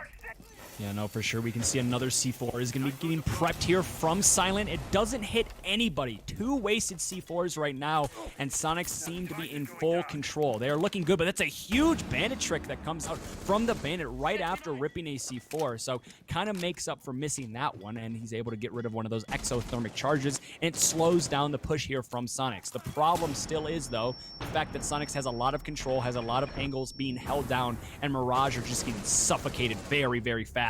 Easily goes in, Slebin goes in, it's a 2v5 very quickly, and just like that, Soniqs are most likely going to be winning this round out. All up to loading. Is it going to be flawless? Yes, it is. And the band wave is going to hide that kill feed from us, but it was easily, it cleans up the very end of this round. Winded Cafe on a flawless round from the Soniqs, and that's exactly how we start map number 2, as they made everything work out for them in the end, especially when they managed to force. Basically, they just pressured Mirage into a corner and then pressed mouse 1 and found their sights immediately. They didn't have to make it super complicated. They played their cards right, and I'm really hoping that if we end up heading back to that site, the Quartz doesn't throw his life away on a peak that doesn't work, because you don't want to pick Iconic, man. You don't want to pick somebody who is as heavy on the frags as that man has proven to be over the entirety of his career, especially prior to him entering NAL competition. So yeah, you can play that a little bit safer, but Mirage, that's only 1 round down. They managed to equalize on Cafe pretty quickly heading into the half. They can still do so here. It's just a matter of not getting too overzealous. I gotta give some credit to Quartz, however, because he went for a risky play. He did something out of the ordinary, and he was hoping it was a little bit more positive than just, well, simply losing his life. And in situations like this, when you're tasked with facing arguably one of the strongest teams in North America on also one of their favorite maps and your worst map, sometimes you have to do things like that. If Quartz was able to take down Iconic, if Quartz was able to take down literally anyone on Soniqs, that round could have gone significantly the other way. So taking risks is good. You have to take calculated risks, however, and I think that one wasn't as calculated as it could have been. So top floor side take now, as there's plenty of bottom floor roam clearing that Soniqs will need to do based on the positioning of Mirage players and Mirage gadgetry. Now, this is a site that does get played out almost the same way, and this is the same thing on Oregon, on the old version of Oregon before the rework, is that there's still a very similar method to playing top floor, but in this case, it's just a matter of a different predictability.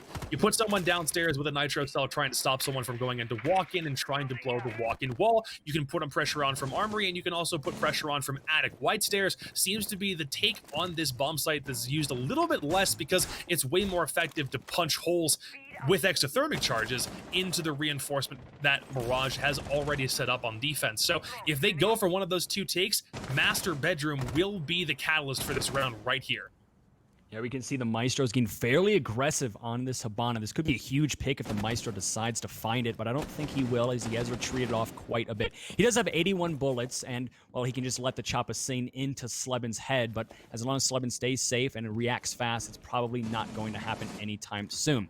We can see the Jaeger and the castle downstairs are relatively uncontested until Easily was able to open up that barricade and maybe put some pressure on those in Dining Hall and near the kitchen area, but right now, Soniqs has to deal with these roamers if they want to get something together and push up on the site. But we've seen from them multiple times, sometimes their solution is just to simply ignore them. So much of this take depends on how meeting room is handled, but Mirage has already decided to make the call, and they will evacuate both Castle and Jaeger out of that part of the map and see if they can't rotate to a different offensive position on a roam play.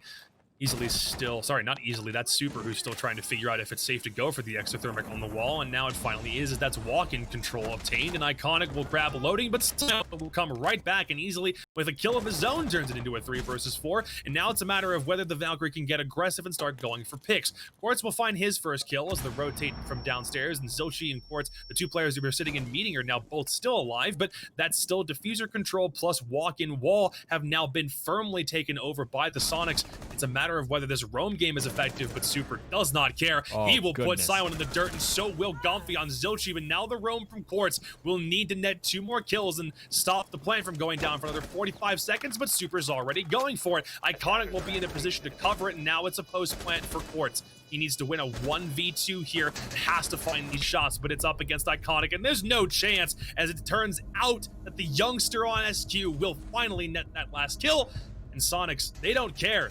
They have this firmly in hand, and it's only 2 rounds in.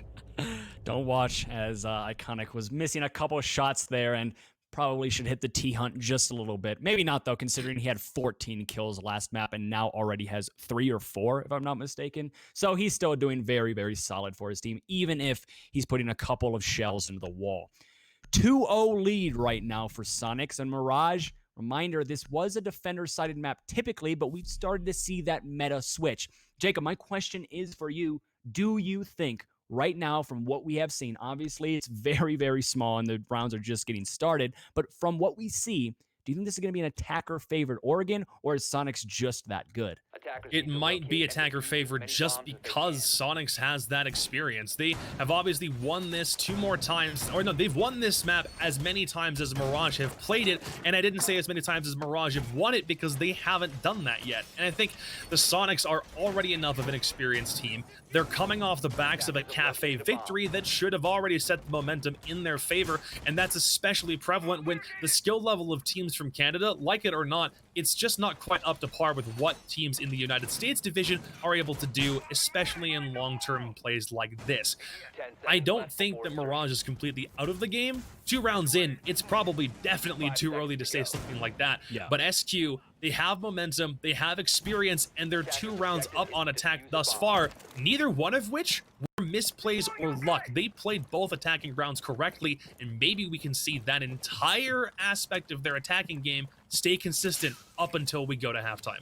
Right now, Mirage needs to know it's not left, it's not right, it's not behind, but it's forward, and you have to keep your head on straight, especially against a team as explosive as Soniqs. If you go down early against this team, Iconic's going to make plays, Easily's going to make plays, Gumpy, Slevin, and Super are going to make plays, and you'll just never be able to recover. Mirage needs to get around here, or they need to get around in round number 4. They cannot let Soniqs get a 4-0 or a 3-0 lead, because that's when they get very, very dangerous, and already they are.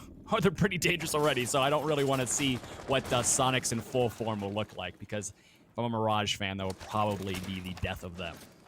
At this point, yeah, but Mirage have also not gone back to either of the bomb sites they've lost. They're playing a little bit of trickery with SQ as they try to, play with their options a little bit and lead the Soniqs on, believing that, oh, they might go back to the site that they've lost, when instead their operator selection has remained the same under the assumption that they'll probably go either top floor or bottom floor. The pressure now on Jaeger as the wall's been opened up in Attic, and he needs to play this correctly and carefully if he doesn't want to lose his life before he's able to make that much impact. But he is still wasting time. He's wasting drone utility, and Zilchi will nab Slevin to start things off, and Mirage needed a man up in this scenario if they want to try to swing things in their favor sooner rather than later. Yeah, so getting rid of the Habana, that's hard breaching off the board. You still have the Thermite on Super, so that's going to be fairly not the biggest pick, but it's definitely one of the larger ones. As you can see, the exothermic charge is going to be able to rain on this rear stage area, and it's going to offer up a decent bit of control for meeting room, but the flank here from Silent could kind of find a couple bodies, 1, maybe 2. He just has to play his cards correctly here. I don't necessarily know if Soniqs knows he's here. I don't know if he's been drawn out. I don't think he has. Ooh. Silent could go big. We can see the outlines. He obviously cannot. It's just a waiting game right now. This could be an absolutely major pick. He knows someone is there. Easily is down in the process. Silent's able to find one. It's a 5v2 in favor of Mirage. Flynn will nab one of the gas canisters as well, so that makes things even more hard for the Soniqs to recover from, as Iconic is caught out napping, but it won't matter in the end. Mirage do a much, much better job defending reading room than they have either top or bottom floor, loading with the last kill in security, and Similar to last time, Mirage took a couple of rounds to get their footing, but I think now they're feeling like they have more of an advantage. Especially considering the fact they won on an off-site. It could be just Soniqs was thrown off the fact that they didn't go back downstairs, they didn't go back upstairs, and instead went for I would say, a very, very secondary bomb site. But still, being able to win that, being able to open up your rotation in terms of where you can go, where you can defend, is a major positive for Mirage. On top of the fact they were able to snag a round back. 2-1 advantage could potentially make it 2-2. And again, if this Oregon shifts in favor of what we've seen as of late from Oregon, a 4-2 split in favor of Soniqs isn't something Mirage need to be very fearful of, because Oregon has been attacker favored lately. Easily had Thatcher in his back pocket for the moment and opted to not go for it in favor of the IQ. Now, they are not a team that likes to play Thatcher all that much. In fact, it is their most banned attacking operator, but it still speaks to the idea that they're prepared to go into a game without having any Thatcher in play whatsoever, so they don't feel it's necessary to bring them and they can go for an operator that does provide more utility. On the opposite side of that coin, though, there is a bandit to deal with, and there will need to be more creative ways of trying to knock that out of commission, as there are 2 hard bridges on the board, and the way that Silent deploys those bandit batteries will be pretty pivotal in the things that Soniqs are able to do and not do in terms of what they open and what attack approaches they can take. So, aside from that, the entire rest of the defensive strategy, again, it looks standard. Put some more utility and bodies up top. See if you can't try to stall out for as much time as you need. But a basement take also doesn't have to rely on any top floor control at all, but Gomfy will still go for it. Corsi caught out in a very bad position, is now all of a sudden, you might have all the Fraser control of Soniqs want to just storm down, and now they have their pick. They can still get a little bit more intel. They don't have to rush this as recklessly as we might think. Once again, on this exact same site, the Jaeger goes down early. This time it wasn't spawn peeking anyone, but he still is going to be dead, and the 416 is going to be, well, now useless. Flynn, though, is able to get a refrag, and that's something we didn't see last time around on this site, and it's going to probably prevent that push from SQ coming out as soon as we might have thought. See that the reinforcement is going to be going up, so that's going to be another area where Super has to either invest in exothermic charge or just completely ignore. A 1-for-1 pick super early on has slowed down both of these teams, and now it's looking to be more of a typical round, a typical pace of what you would see from a freezer take. And Gomfy did completely fall off the freezer, so he'll try to force things back onto Pillar and Blue wherever he can, but that seems like where that's all of the attacking approaches. There's no one coming through Laundry yet, and Mirage can continue to just sit back and wait for the Soniqs to come to them, but they need to do a better job of that. They need to waste time rather than sit in their same positions. That way they're not easy to spot out and destroy. Minute and 30 seconds to go, and I think the Soniqs can't be too disappointed with where they're sitting right now, but they do need to amp up the pressure a little bit, and their aggressive approach from the past couple of rounds seems to have worn off ever so slightly, as Mirage isn't opting to get aggressive either. It's really a matter of who makes the first move here. Yeah, who's going to peek into the lines of sight first? And well, it's going to be Sleben as he drops the hatch, and Zochi gets a freebie. Down goes, well, a couple people now, as Easily also dies. Gomfy needs to go huge for his team. It's going to be a TK coming out, and now resulting in a 2v1 situation. All up to the Thermite. Can he be the Fragmite? We really do not know. He has a decent bit of time to make something happen. 50 seconds, has to find 2 bodies. He also has the diffuser in his control. Could potentially force a retake out here from the Valkyrie and the Bandit, but it's going to be considerably difficult considering he doesn't know exactly where they're hiding. Oh, Bandit's no. looking the wrong way. He dies, but it's immediately refragged, thereby loading. And Mirage, 2-2. They're looking a lot better. They had no idea that the Thermite rotated all the way back around to Freezer, but thank God the Valkyrie wasn't standing up. Otherwise, that might have been an easy 2-piece from Thermite, but in this case, really, really good thing that she stayed prone and came right back up as the kill came out. So a very good defense at the very end, even though there was a big, chaotic, massive kills all happening at the same time. Mirage even things up at 2-2, and now we can see how they might be leaning into that defense, and they've already corrected one bad bomb site on basement and swung it in their favor the second time they went to it. So we might begin to see more of a swing. It depends on how aggressive Mirage wants to be, however. Both of these teams function very well in crisis. When there's a bunch of bodies being forced onto the site, when you're forced to kind of aim at literally every angle possible, behind you, above you, whatever, both of these teams can get picks at the blink of an eye. A lot of these rounds have just been who gets those picks first. Like you said, who's going to make the first move. That last round, it was technically Soniqs because they were able to get the entry frag onto the Jaeger, but it was immediately refragged and effectively a 4v4 the rest of the round. It then resulted in Zilchi being able to kill, I think it was Sleben on the drop, and that's what was the catalyst for Mirage in that round. They were able to stack kills on top of each other. The push came out from Soniqs. Soniqs wasn't able to hit their shots. Mirage was, and then it was a 2v1. Super lost it out. And well, both of these teams, if they continue to play like that, it's just who's more aggressive, who's more in the face of the other team, who can hit their shots. And it's been working for Soniqs a little bit more. That's why they won map 1. But maybe it's starting to stack up here for Mirage. They could potentially get a couple more rounds here.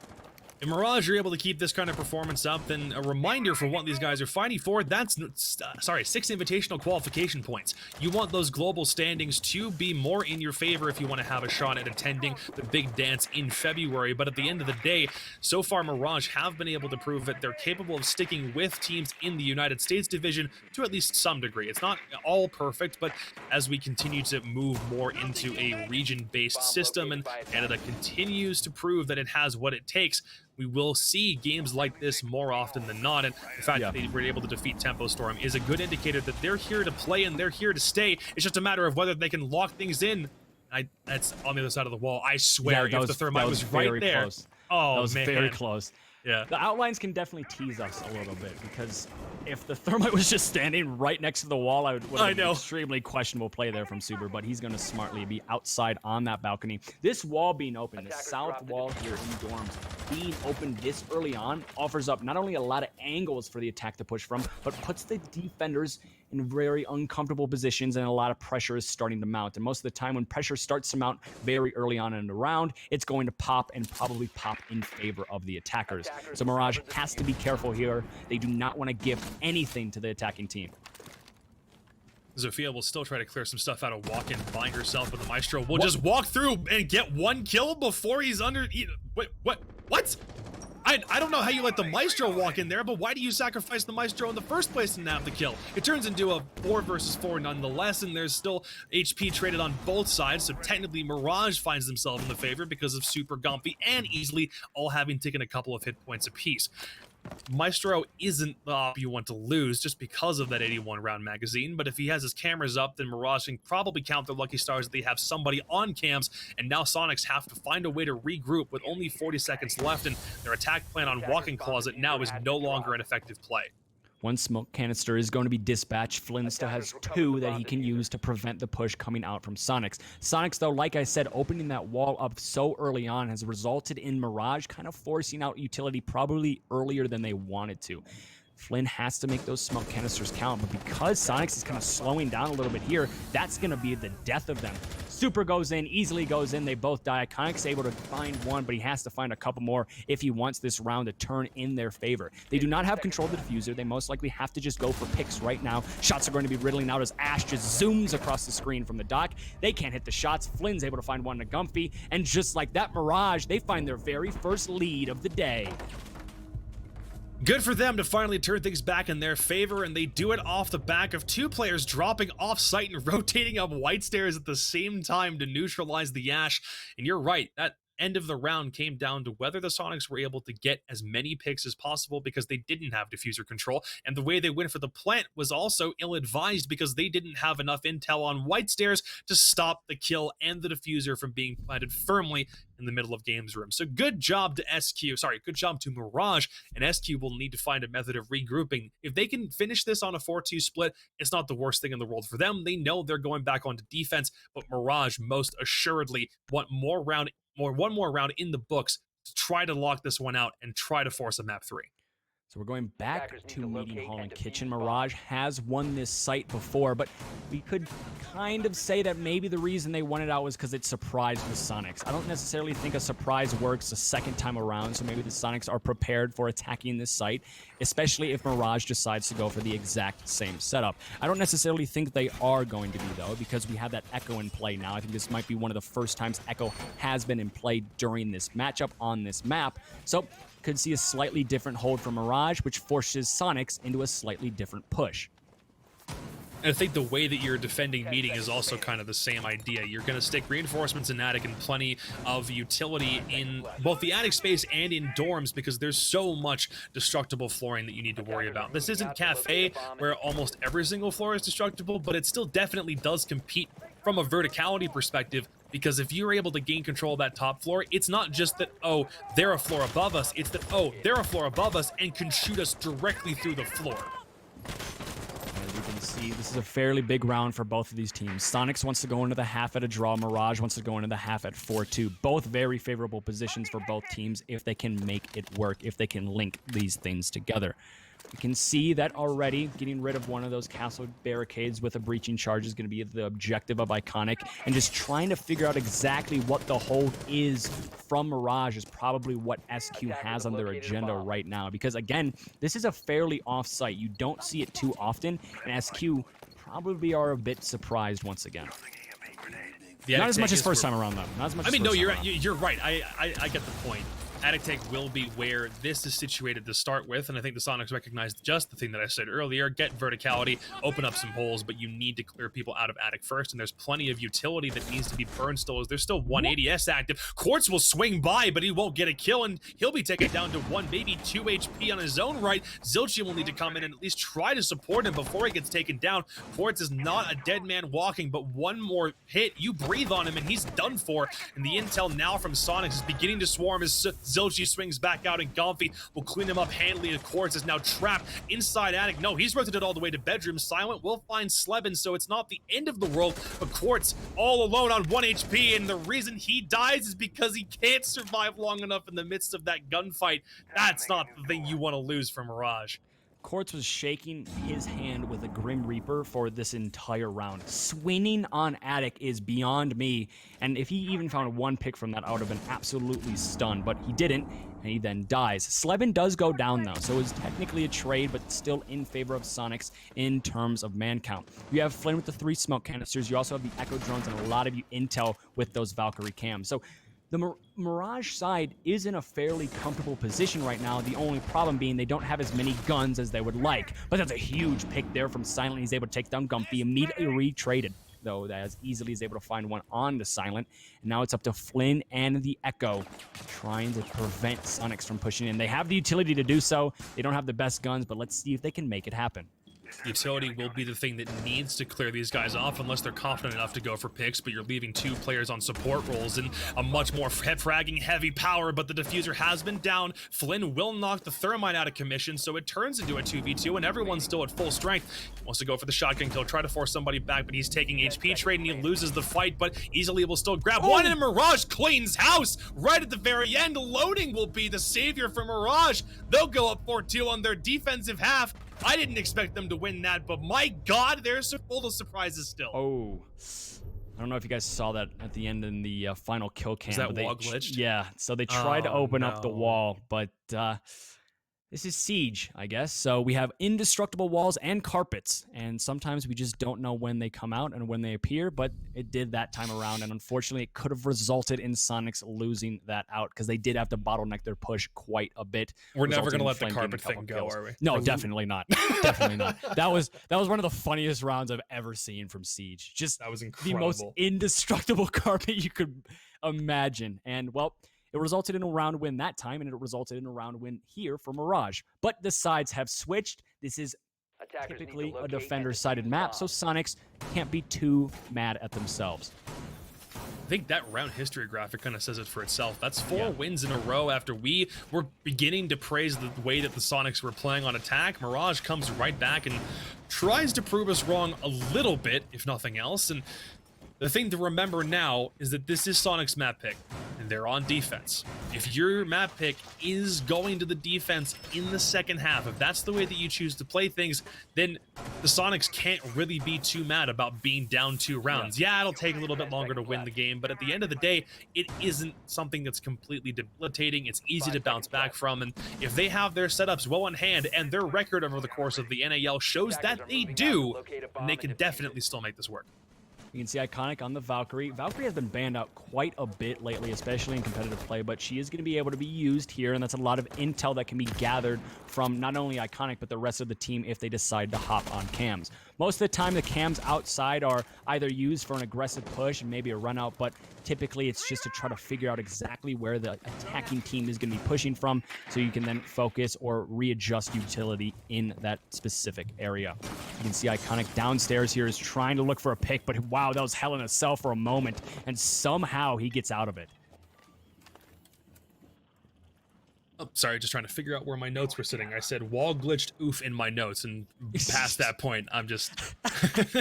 I only have to write down about like one sentence about what happens per round. It's one sentence as a round summary, and in this case, I'll put down the Quartz just nabbed Iconic. He's had a very good game thus far, but he hasn't been nearly as effective as he was on Cafe, so that is still a bad operator to lose. He's thrown his Valcams outside, as we saw in the pre-round, so he has done his job effectively, but it's still not something that you want to lose when his gun skill is as potent as we've hyped it up to be.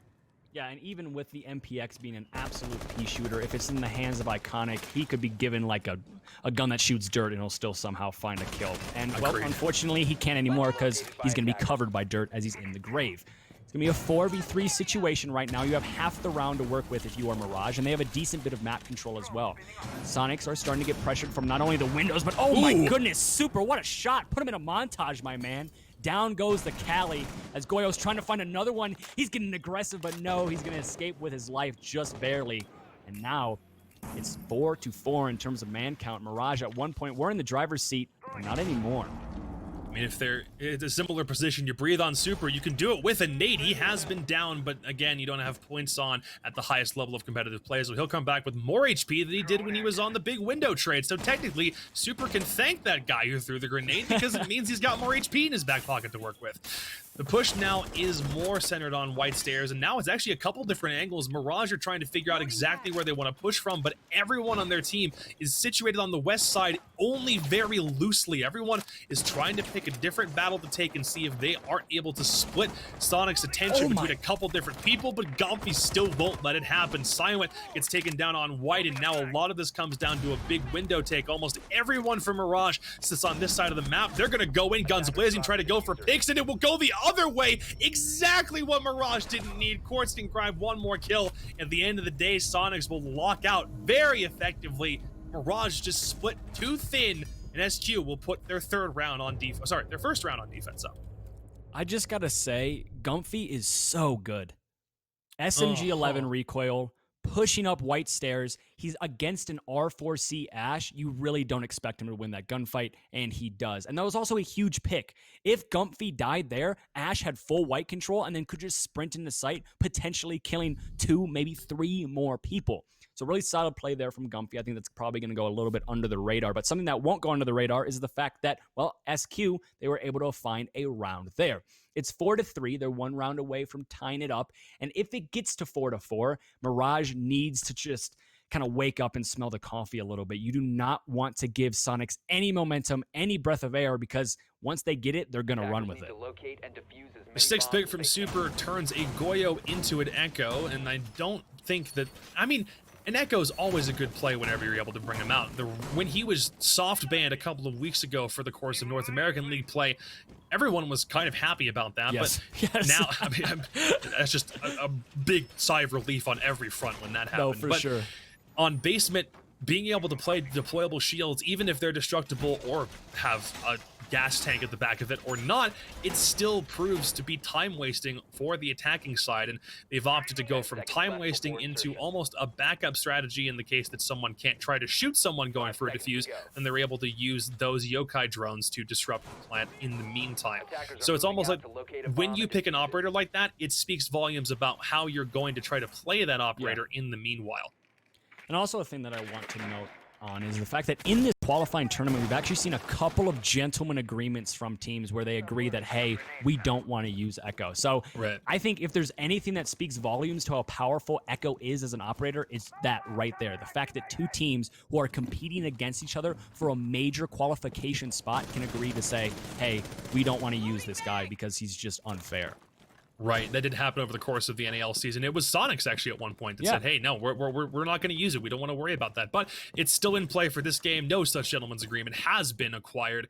Mirage will need to force their way onto basement They've taken the thermite almost to freezer section, and I don't think this take is a conventional one. No, it's mostly laundry. They're not going to bunker or to backstairs. They're taking the opposite approach here.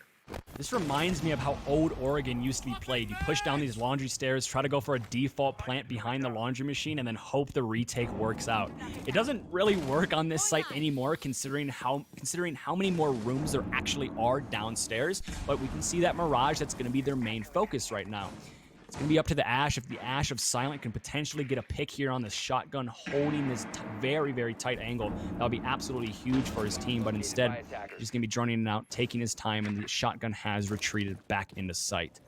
It's taken about half the round for Mirage to really fully commit to this, but I still don't even think that it's a full commit because they're still being tentative and not really doing much aside from Gomfy getting taken down. And again, that's a nade that you're not able to capitalize on if you are Quartz, but at the end of the day, it'll be Iconic to clean up Gomfy to make sure that he doesn't get the credit for the kill in the end, but Quartz will grab Iconic, so at the end of the day, he still gets his revenge, and he'll be able to pad his stats. Intel from Mirage now coming in full swing, and the Soniqs now find themselves on the back foot. They'll need to retreat more into advantageous spots and just try to hold angles as much as possible. They're down 2 men. No one from Mirage has lost any HP, even through Quartz getting and kill onto easily. If this can continue, it'll be huge for Mirage, and it looks like it will. At the end of the day, Mirage, they are very competent on their Oregon attacks. It's just a matter of forcing SQ into very uncomfortable spots. With a little help from Iconic during that round, Mirage was able to stack yet another attacking round on top of Soniqs. 5-3 now, and look at that. Soniqs is staring down the barrel of match point, and well, Jacob, we know just how powerful match point can be.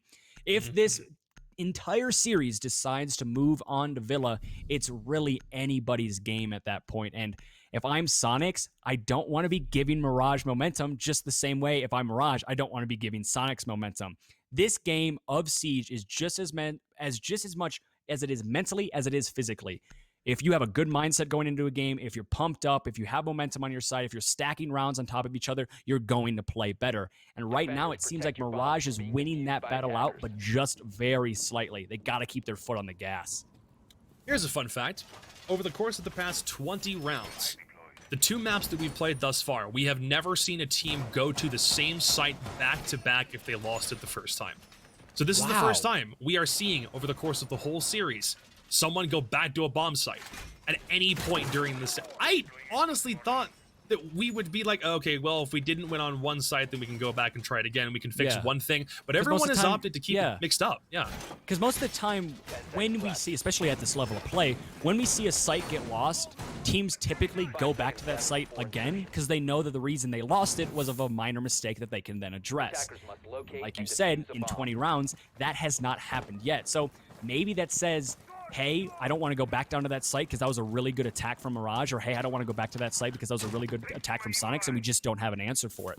Obviously, that's not the case right now, though, because Soniqs are deciding to go back downstairs. They obviously have an answer. They've changed the Echo for a Goyo, and there already is a significant change there. Let's see if Mirage now can rebuttal this. Super's usually the one who sticks on the Goyo, so I looked in the top right to see his face there, but nope, it turns out he's on the mutant easily. He's swapped over for those shields himself. He'll play in security, and Iconic can swing right back up Freezer in case one of them dies. There's an easy trade opportunity there. That seems to be where they're expecting the attack to come from Mirage. They're favoring this alternate attack as opposed to, you know, working on the same bunker / backstairs attacks that most teams seem to go for in North American play. But instead, the Soniqs, they're anchored in there, they're ready, and they're already forcing the Goyo to drop out. Yeah, we can see that Soniqs is playing this a lot more aggressively. They're trying to gain map control, and they're trying to prevent Mirage from getting any ground for as long as possible. It's worked fairly well, considering about half the round is gone, and, well, Mirage hasn't made even close amount of progress they did last time around. And, well, also, Soniqs has every single body still on site, and they can use all the utility they need. No C4s were ripped, no impact grenades were even used. Soniqs are in a very comfortable position right now in terms of utility and positioning. I mean, the only thing that they've done that's a little worrying is they've just surrendered a lot of control to Mirage without really giving up that much of a fight. They've said, we're going to back out, we're going to, you know, entrench ourselves more on the bomb sites as opposed to the top couple of floors, and that's mostly because they just don't feel like they have enough ability to pressure the fast attack that Mirage is going for. Most of it is opening up holes, trying to play for verticality, and also this freezer hold, which was really pivotal to getting that kill in the first place. But good grief, Quartz, how do you hit a shot like that? Loading will also grab easily, so now your Goyo's taken out of commission, and Mirage, they could be sitting on match point if Soniqs don't shore up this defense quick.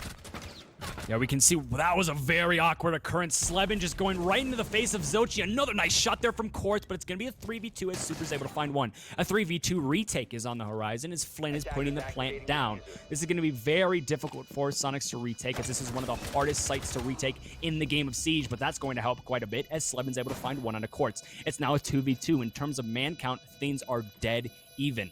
Just gotta wait. You're getting the pings. You have the intel. You just have to win your gunfight. Silent wins his, and he wins the second one. Slebin and Super go down. Mirage, welcome to match point against one of the best teams in North America. This is the closest series we've seen from Mirage thus far. It was an 0-2 drubbing at the hands of Dark Zero earlier in the qualifier, and then a 2-0 victory over Tempo Storm, but now they are one round away from forcing a map 3. I don't know about you, Henry. I kind of want to see this one go all the way to a third map if possible. We don't get that very often. The games that we've played when Face It has allowed us to do this community casting, they've both been 2-0 squashes. Can we see a map 3, and can we see how far this goes? I mean, a map 3 when we're casting Mirage and Soniqs, yes, please, sign me up. I would absolutely love to see these guys go to Villa and just duke it out for all these 6 invitational points. But the problem is, Jacob, we know SQ, we know they can turn it on whenever, and they're not out of this game yet. Mirage needs to recognize that. You don't want to give Soniqs any ground. You don't want to give them any breathing room, because if they get it, they're going to capitalize on it, and they could find themselves back into this matchup. I feel like I've been saying that a lot today, but it's just because these two teams have been consistently flirting with the lead, and the lead just doesn't know who to go home with yet. If the score were swapped and it was 6-3 in favor of Soniqs, I'd say that they have rounds of leeway where they can probably try a couple different strategies out, and they don't have to feel too bad if they were to drop a round or two on their way to a win.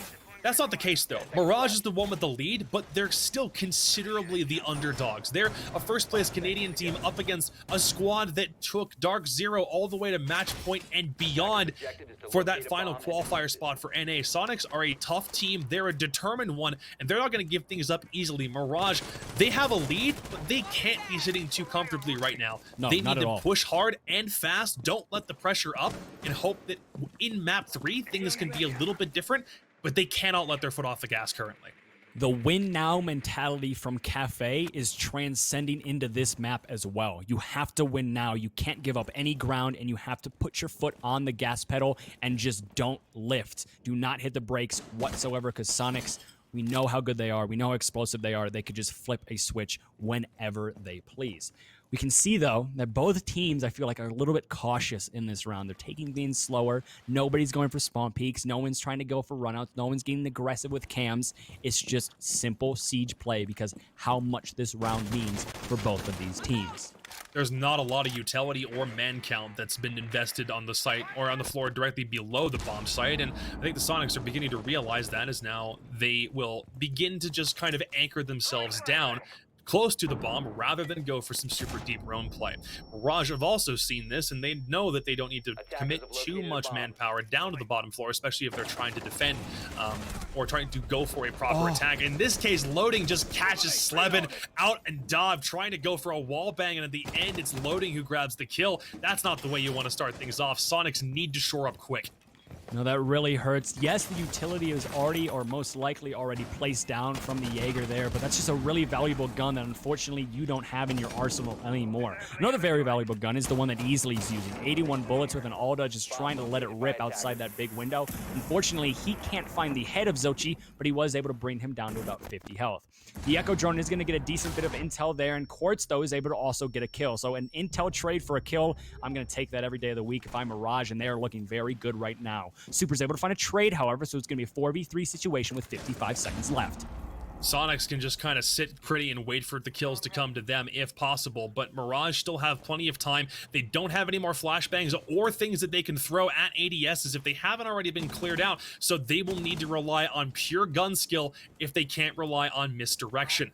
Iconic will sit in attic by himself. He has a view all the way onto the walk-in hole that's been made by Mirage thus far, and that might just be where they're trying to go for the plant. Time is ticking down very rapidly on the Canadians. They'll need to go for a push where they can, but the crossfire will net Iconic and easily a kill apiece. The Soniqs might be able to walk this one out faster than we thought. Zilchi and Quartz by themselves. Iconic will be knocked out of commission finally, but Diffuser is still sitting in the middle of pool room. They gotta go for this, and to do that, they have to get the pressure off of the bomb. One kill on White Stairs. Super will grab another one and easily will use the Bailiff on Zilchi at very close range, and all of a sudden the Soniqs saying, nope, we're not done yet. We will do our best to force OT.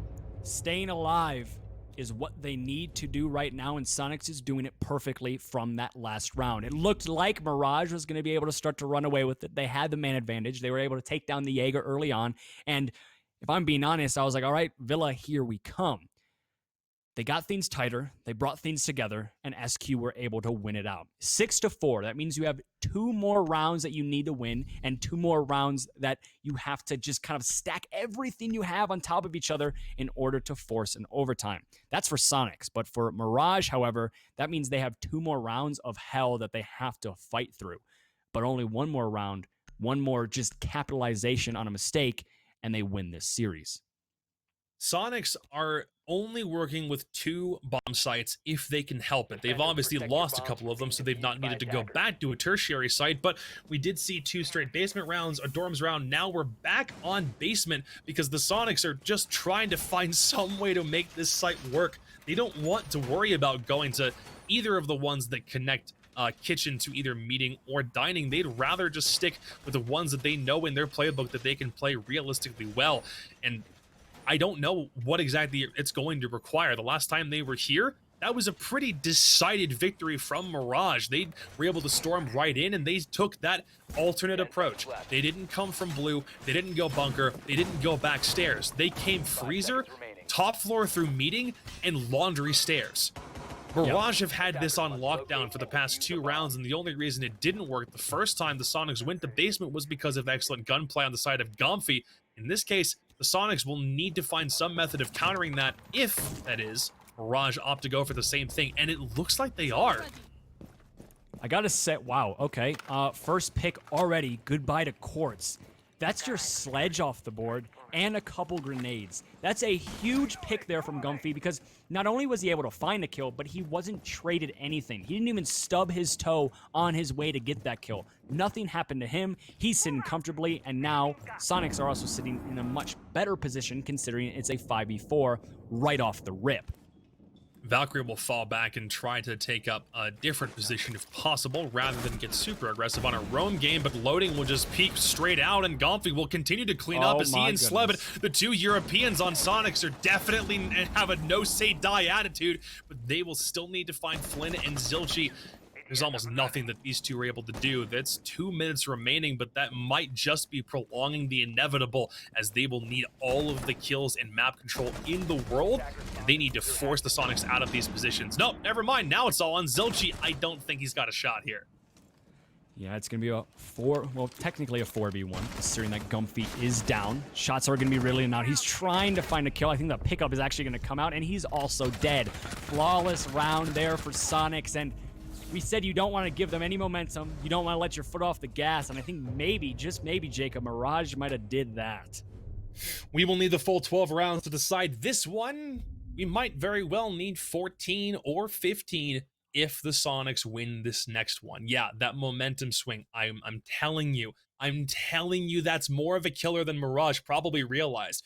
We are heading to a different site at this point because now both top and bottom floor have been won, so we have to rely on a tertiary one, and we actually haven't seen dining so far. Both times kitchen was played on Mirage's defense, it was meeting as opposed to dining. We'll now figure out whether this offsite, the one that we haven't seen all game, is the thing that Mirage can capitalize on or for forcing overtime. I just gotta say, regardless of the result, Mirage has impressed me quite a bit. Not only in this series, but also on a map they have a 0% win rate on. Going into this map, we were talking about it even in the very end of that cafe game. Even in the pre-game before we had any matches, when we saw that map ban phase, we said to each other, ooh, Oregon, Mirage, 0% win rate when Soniqs has played it 3 times and they have a 66% win rate.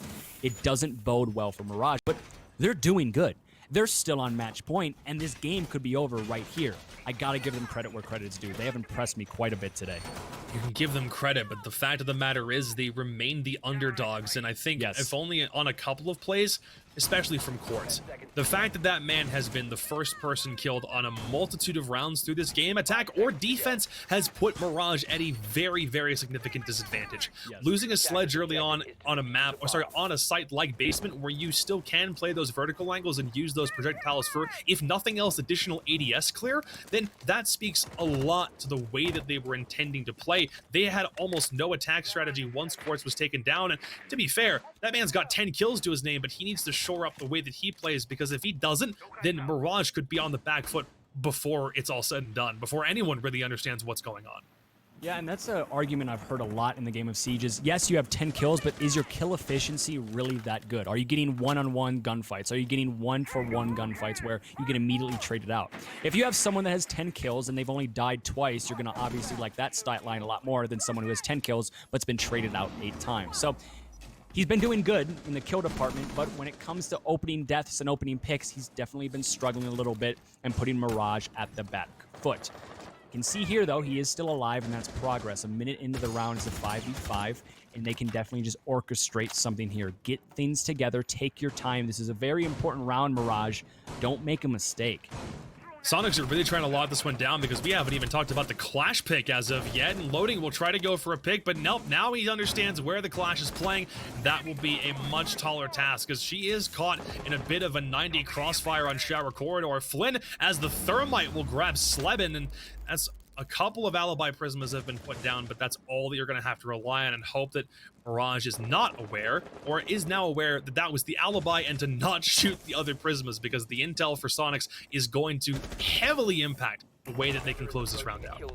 Yeah, we can see a run up there from Easily. Does not work out, as there he goes. He's into the grave. Mute and Alibi off the board. It's now a 5v3. Mirage on match point. This could be the famous final scene for the map of Oregon. Shots are just going to be riddling out all over. Gumpy is put into a blender. He doesn't know exactly where to look. Iconic's trying to find a pick, but no, he goes down as well. It's a 5v2, make it a 5v1, and it could be Mirage winning this map out, unless Gumpy has something to say about it.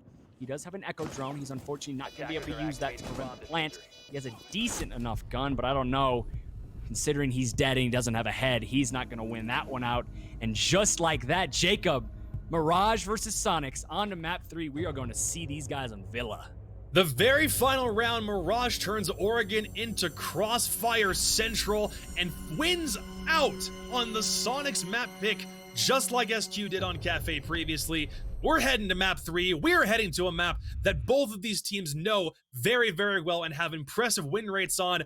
This just might be the more exciting series that you and I have ever been able to cast before. No, 100%. And I gotta say, if I'm Mirage right now, I'm feeling good, because not only was that our very first win on Oregon, but it was a very first win against Soniqs. They're a good team. Everyone knows they're a good team. They took DZ to map 3, forcing an overtime. And, well, Mirage, they just beat them on Oregon. On to map 3 we go, Jacob. I'm super excited to see what happens here. But before that, we do have a little bit of a break. We'll be right back as soon as possible.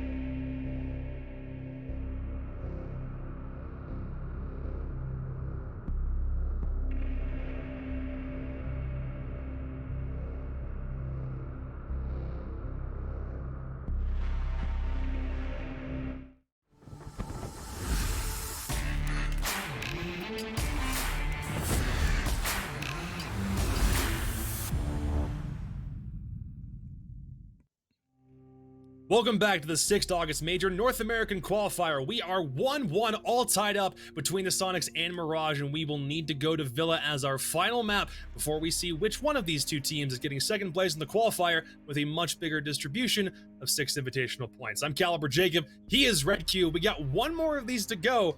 I am honestly still kind of stunned that Mirage were able to win Oregon. I mean, all I want to say is if Mirage hasn't been invited to the big boy table and isn't looked at as a force to be reckoned with, they now are. Forcing Soniqs into map 3, beating Tempo Storm in 2 maps, both very formidable teams. Canada has to be extremely proud. Here we go, Jacob. On to Villa. Let's see if Canada can get even prouder, or will Soniqs shut them out here. This is going to be a good game. I'm really excited for this. I'm hyped for this. It's the first time you and I have done a best of 3 together, which feels really, really good because we're not switching teams like we were in seasons past of Challenger League. But Thermite off the board to start with. I wonder if the Soniqs are still going to go aggressive and ban Thatcher. Are we really about to see Thatcher Thermite? Nope, Maverick, double hard breach. Okay, I was really getting concerned there for a second. We were about to see both of them gone. No, that would have been very unfortunate. A double hard breach ban on Villa, although not common, isn't very surprising. Wamai is going to be banned for Soniqs. That's one of their most common defender-sided bans, so that's also not very surprising. We're also going to see Mirage going for their last ban. Let's see what it's going to be. It's going to be a Mira. Again, we've had very typical ban phases throughout. A couple curveballs here and there, considering it is a double hard breach ban, but still fairly typical. This is a way that Villa can be played. This map has been played by both of these teams and won every time it's happened. Yes. It's been 3 times for the Soniqs, 100%. and it's been 2 times for Mirage. 100% win rate between both of these teams. They're both incredibly qualified to play on this map, and part of me believes that both of them knew that and were willing to let this one slip through the cracks. It's more like, well, the Soniqs picked Oregon because they knew that Mirage had a 0% win rate on it. Now that we're here, their backup plan is to fall back on a map that they're comfortable with rather than go for a map that they know their opponents are not that good at. This is something that both teams can play very effectively and very quickly in their own right. But so far, because of the momentum that Mirage has built up from the previous game and the way that the Soniqs tried to claw things back, all I know is this one's going to be close. This is going to be ridiculous to watch. I really think the way these teams are playing, the statistics on this map, both of these teams, both Soniq and Mirage, they're going to walk to the middle of the ring and just start landing haymakers back and forth, back and forth, back and forth. This is going to be a close map. I really believe that. 10 seconds remaining. So we'll start on Trophy Statue as opposed to on Aviator games, and this isn't necessarily the bad thing. I almost think we're shifting more towards a meta that says that Trophy Statue is the primary bomb site aside from Aviator. That's just the way that we've seen some trends in multiple regions, not just North America swing, and especially on a match we saw earlier, which was Tempo Storm versus the Soniqs in this very qualifier. Only a couple of matches previously.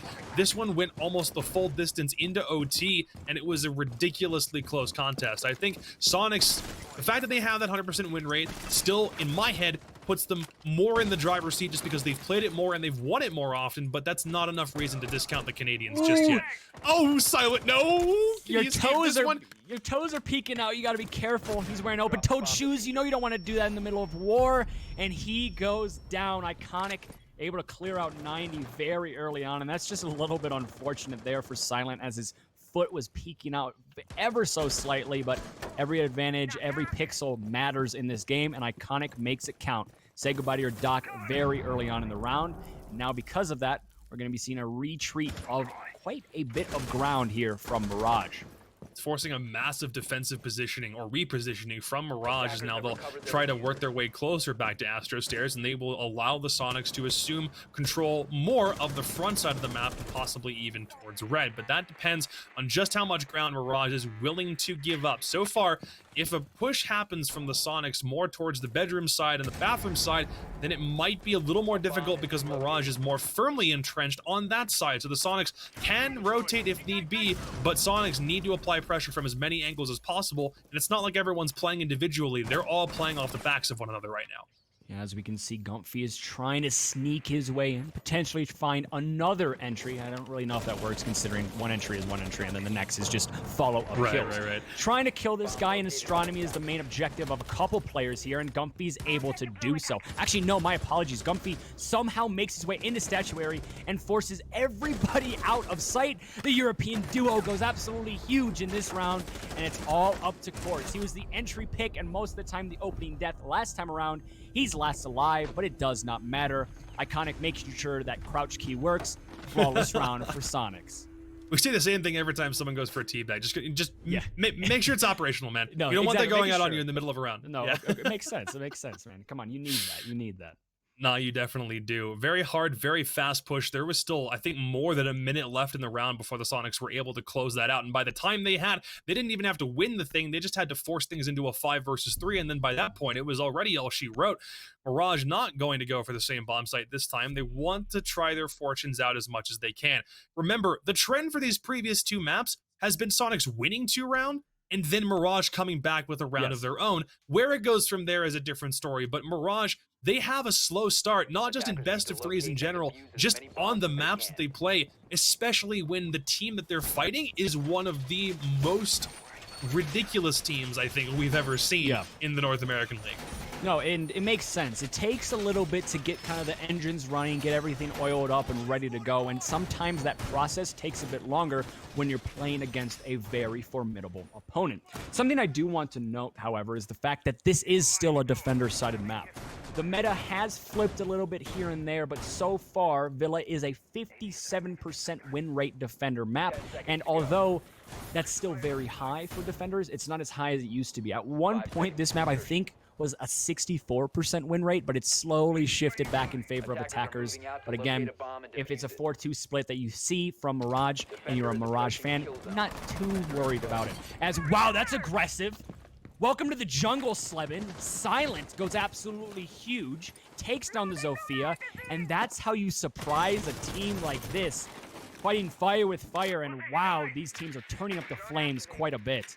At this point, if you're not playing for a major spot, you might as well pull out all the stops if possible. This game, it matters a lot to Mirage because they've taken a map. So far, actually, they've taken 3 maps off of North American League teams in the US division after having taken plenty off the ones in Canada. They're trying to do this to send a statement. They are here saying we are not to be trifled with and we will not let this series slip through our fingers that easily.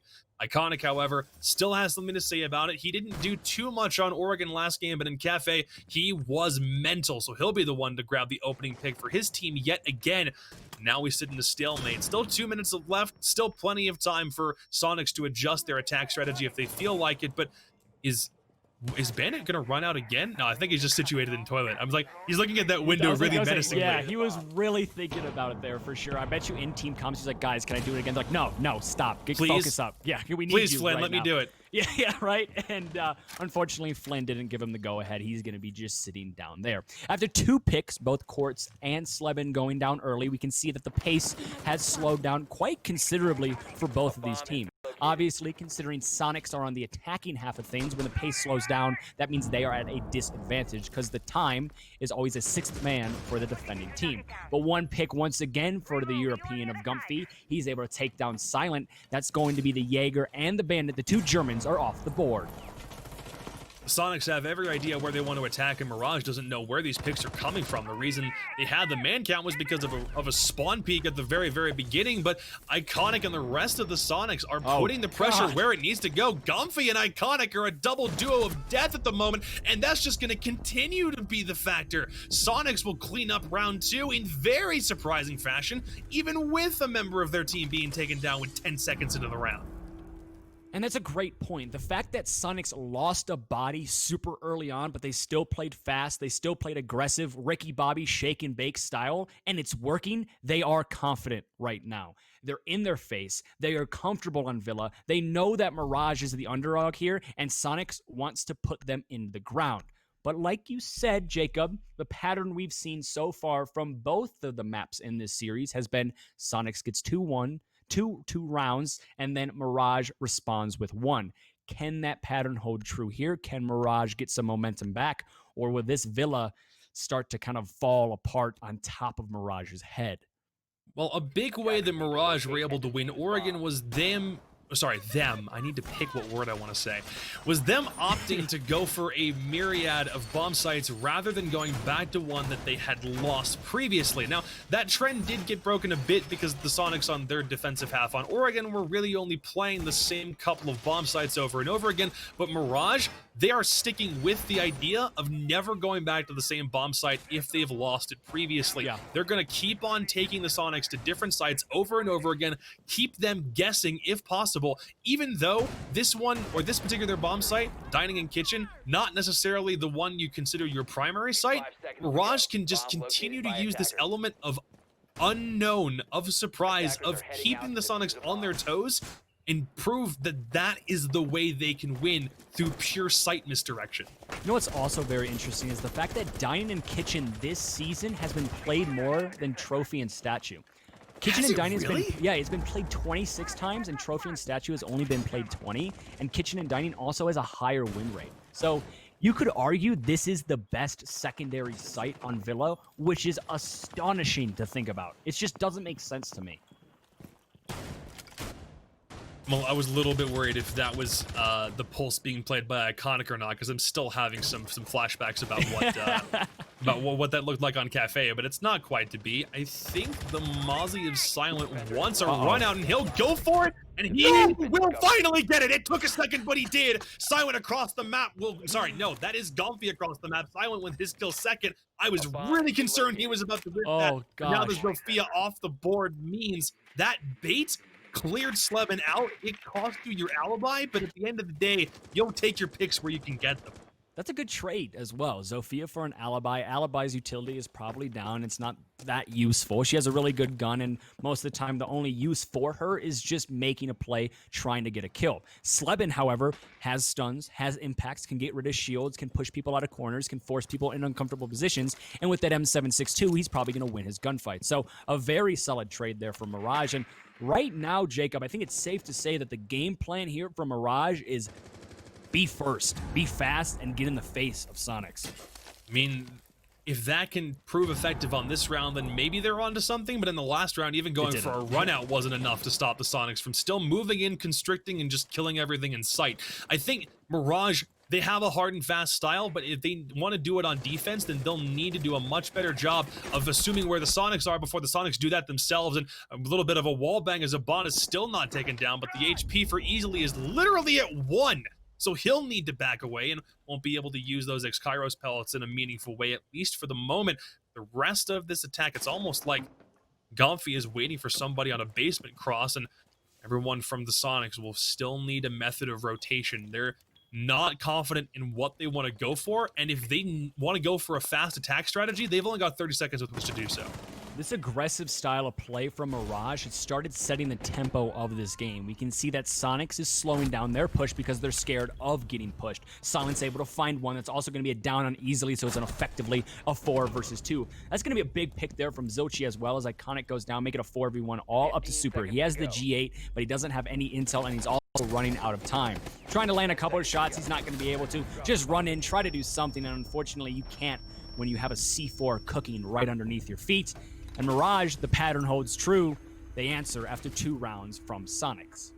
Okay, it's not the worst thing in the world, and so far, they have, in this series, a 50% win rate when they lose 2 and then come back and win 1 themselves. So it really does mean that the stakes for this game are a lot more in the unknown and just a lot higher in general because of the pace that both of these teams are setting. Mirage took a little bit to figure out exactly how aggressive SQ would be, but then once they had that ascertained, they then met that with their own aggressive style of play and was very, very successful at preventing the Soniqs from really getting the map control that they needed fast enough. They had Gomfy distracted by somebody who might be in the basement, but he wasn't able to rotate to kitchen fast enough, and when he did, his head was already taken off. There was plenty of misdirection happening just outside kitchen doorway as everyone tries to force their way back outside, and when it's all said and done, Mirage, they're doing a much more effective job than we might be giving them credit for wasting Soniqs' time. If they can continue that sort of pattern, then this will be Mirage's game. Just wait and see. This aggressive playstyle from Mirage as well is very surprising and is working a decent bit of the time. The problem with it, Jacob, is the fact that it is surprising. Surprises don't last long in the game of Siege, and they last considerably less when you're playing against a team like Soniqs. They are so quick to adapt. They are so quick to figure out your playstyle and then capitalize on it that if Mirage continues to be like, all right, let's peek, let's run out, let's jump, let's do all this, Soniqs, all they have to do is hold an angle, get a free pick, and they look at the scoreboard, they now have the man advantage. Mirage has to be careful here. They want to surprise Soniqs, but they don't want to become too predictable. Mirage are very comfortable letting their roamers go kind of all across the map as the bandit put his charges down and then just kind of scampers off looking for picks if he can find them. Remember, that was Silent actually earlier who was going for those picks on bandit, but now the role has been given over to Zilchi, and I almost thought with the way Zilchi's been playing so far that might be an anchor position. Instead, he will still try to go for some kills and pressure where he can. And even if you're not going, oh, not another run out. He looks almost the wrong way, but Silent yet again. There's more of these runouts. Mirage are absolutely comfortable with wasting time by getting kills and forcing the Soniqs to be like, wait, he got me from where? This type of play style is what you have to do against a team like Soniqs. You are doing it basically perfectly right now, Mirage, but again, I have to reiterate the fact that if Soniqs is able to adapt, if Soniqs is able to sniff this out fast enough, Mirage is going to be left hopeless. We can see that the push is going to be coming out here fairly soon onto the smoke player. My apologies, the meat player loading, and he goes down. Gumpy with the R4C. He's probably going to win that gunfight 9 times out of 10. And well, this was the 9. He's able to take down 2 players there. So Flynn and Mirage are dead. Flynn and Loading are dead for Mirage. And just like that, the man advantage has been gifted back to Soniqs. I mean, Mirage very well might be dead if they're not able to find some way to stop SQ's attack. They're also playing from the bottom up, as you notice. Jaeger had to be forced out of his position on Statue because the Soniqs fired straight up, just kind of assuming his position. They also do have Super running the IQ, so it's not impossible to ascertain where players will sit if you're still a floor above. Zilchi has come back to the bomb site, so in the event that they need to go for some hard pressure and Soniqs really start ramping the heat up, he's able to get those kills in more, I guess, critical positions. Right now, though, with a minute left, the Soniqs are getting super aggressive, aside from Sleben popping right in, and now the bathroom pressure is forcing Quartz down to 1 HP. He is not in a good spot, and Sleben with another kill of his own. Oh no, the Soniqs are beginning to clamp down. Even with opening picks, Mirage... I love Iconic. I love banter, bro. This is great. What a play, Alibi. Obviously, I'm pretty sure that was a /S for sarcasm, as Alibi just sprinted out and was able to kill him. And, well, he's kind of right. It didn't surmount to anything. Mirage lost the round in the end, and, well, Soniqs is up 3-1. This surprise factor and the runouts and the aggressive play is working here and there for Mirage, but it's not necessarily stacking on top of each other. Yes, they got the opening pick, Jacob, but what did they do with it? Almost nothing. They lost out the round, and Soniqs were convincing. What it did was it had Alibi across the map from where the site was, and she wasn't able to get back to the site or be beneficial, and by the time she was, there was almost nothing you could have done if you were Mirage to stop the attack plan the Soniqs had. They pushed 2 people in from different spots at the same time. Sleben pushed in from Statue, 1 more player pushed in from Bathroom, and by the time the Soniqs were into the bomb site, Mirage had no course for recovery. I don't think that the initial run-out plan that Mirage has, aka getting a kill in the first 10 seconds, is working out for them, because that's twice that's happened so far, and it hasn't worked out. Yep. 1 run-out has worked. That was when they were on the kitchen dining bomb site, and that was when the Mozzie was waiting for a very, very long time before going for it. We were looking at the window going, is he going to do it? He eventually did, and he almost whiffed it, believe it or not. Yeah. So if you want these run-outs, and Silent is again demonstrating he's willing to go for it, but this time Soniqs read into it properly and go to the opposite spawn points to not get caught in his crossfire. I mean, the thing is if Soniqs forces everybody from Mirage into positions on the site, you kind of start to question if they're going to be able to get the picks. And, well, we just got answered. They will be able to. Flynn with a huge pick onto Gumpy as Gumpy was trying to ease his way up red stairs. That's going to be the Ash off the board, and also a proficient fragger that's been lights out this entire series. You don't have to worry about anymore if you are Mirage. So a really good pick there from Flynn, but we've seen this multiple times. Yes, Mirage got the opening pick, but now it's time to see what they can do with it. 2 minutes to go and 1 pick off the board. Shouldn't slow the Soniqs momentum down by too much, but now it's an intel game. You know you can't rely on the gun skill of an R4C. Now you need to play your cards a little closer to your hand and ensure that you don't lose too much map control before you really even obtained that much of it. The pressure now is in study as the 90 crossfire will net no HP down on Slevin, and he'll just continue to douse utility in study, which basically confirms that Soniqs have a clear in wherever they need it. But Diffuser has been down, so they're not totally certain of their attack strategy, otherwise they'd have one player grabbing it. Flynn getting more aggressive than I think a smoke player would advise, as there's someone in art room, and now he will grab a kill, but Iconic will grab a loading, and Flynn kind of caught out in a bad position as Iconic will still come down the stairs and douse him in bullets of fire.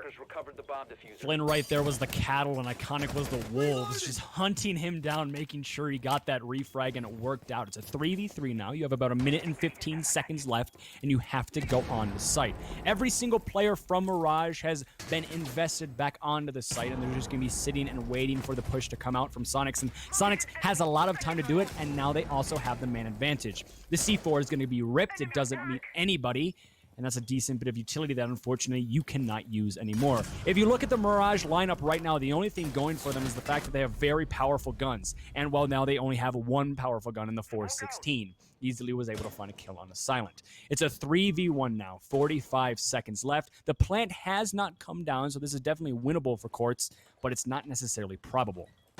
We think the Soniqs would just go and try to storm right in, but they don't have the intel. They're just trying to go for this last frag without worrying about droning that much, and right now it's leaving Quartz alive. Slevin has been down, and he's not able to get the trade back up before Slevin just revives himself, and that is where Soniqs will close things out yet again. Attacker-sided Villa?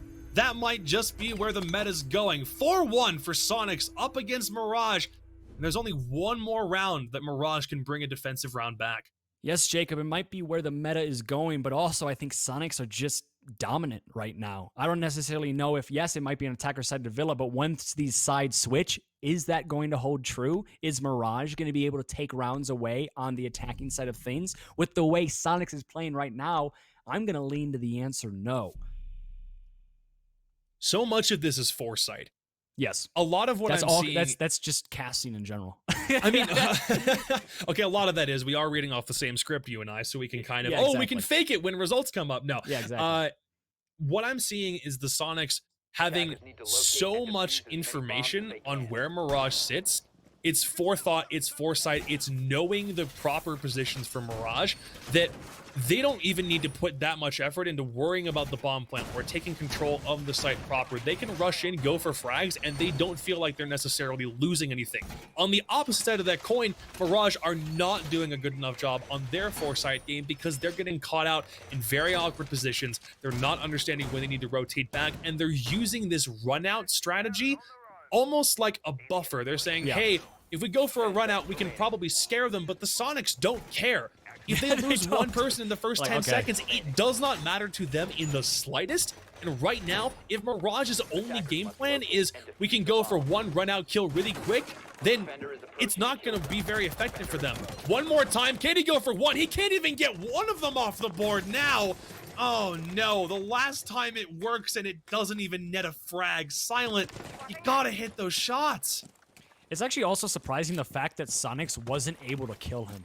I feel like Soniqs in that situation was almost expecting it, but in their head they're like, no chance he does it again, right? And he did, and they just weren't aiming in the proper direction.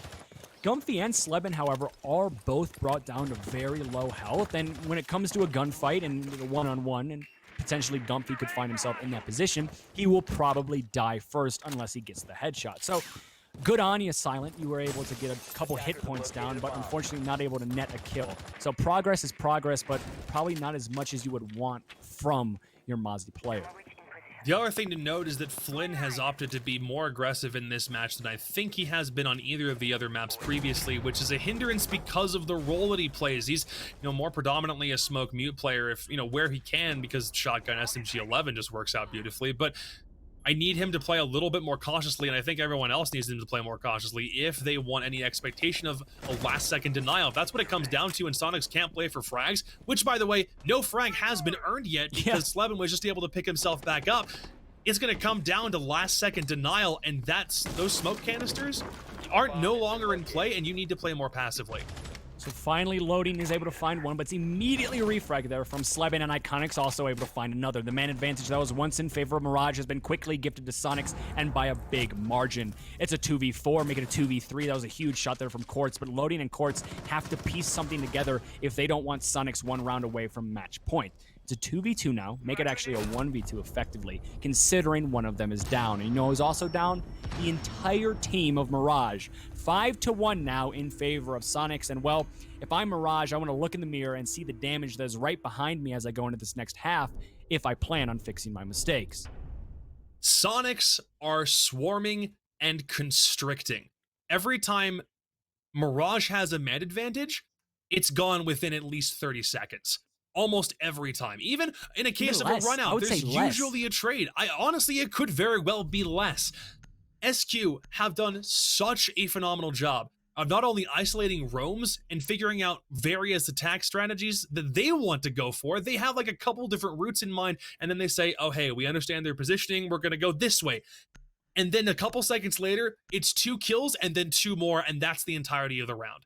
It's almost the same formula. It's when all they have to do is force themselves a little bit closer to the site, get themselves in more advantageous positions, and just wait for Mirage's aggressive roam game to mess up even the tiniest bit. We even saw that in round number 1. It was a little bit of Doc's foot, and Iconic is able to get the kill. That's very true. That trend has continued the entirety of this map thus far. Mirage, you're on the back foot, you're on attack. You better hope your rounds on Villa attack are enough to help cover up your blunders. Yeah, and again, we say this in game Siege quite a bit. You don't stumble over mountains, you stumble over molehills. The little things are what puts you into the dirt, and unfortunately, I think a lot of the little things are starting to add up here for Mirage, and at that point, it's just a really big thing. The question I have for you, Jacob, that I want you to answer really fast before we get into this round is, do you think if Mirage didn't play as aggressively, if they didn't go for those runouts and they played more typical Siege, for the lack of a better word, would they be in a better position? Would they be in a better situation? No, because the way the Soniqs were playing, even if there was a man advantage for Mirage for at least 20 to 30 seconds, it's still something that the Soniqs identified and snuffed out before Mirage could really take advantage of what they had just done. Mirage needed to play more aggressive in that circumstance. If they were doing multiple runouts and maybe going for a 3 versus 5 scenario, Soniqs never fully backed off of their attack strategy, and that's the situation we sit in now. But we can head to Mirage on attack, and whether they can try to replicate that same kind of aggressive speed, that's going to come down to how confident they feel. Right now, I don't think there's a lot in the tank. No, I really don't think either. A 5-1 deficit on a defender-sided map.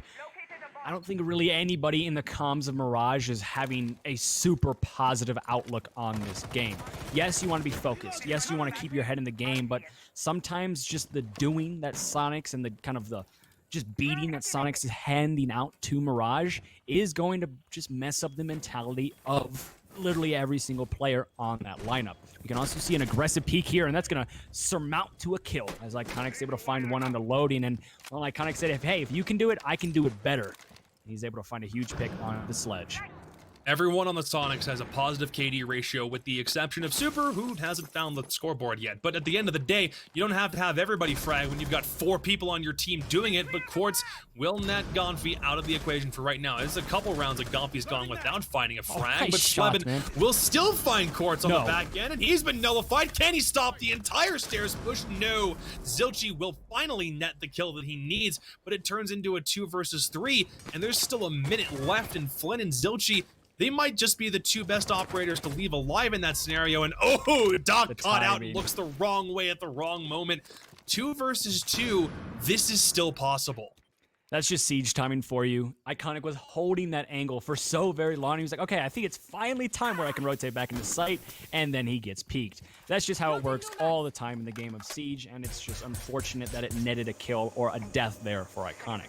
The Maestro Cam is going to be lighting up the Nomad player, and they don't really have an answer for it right now.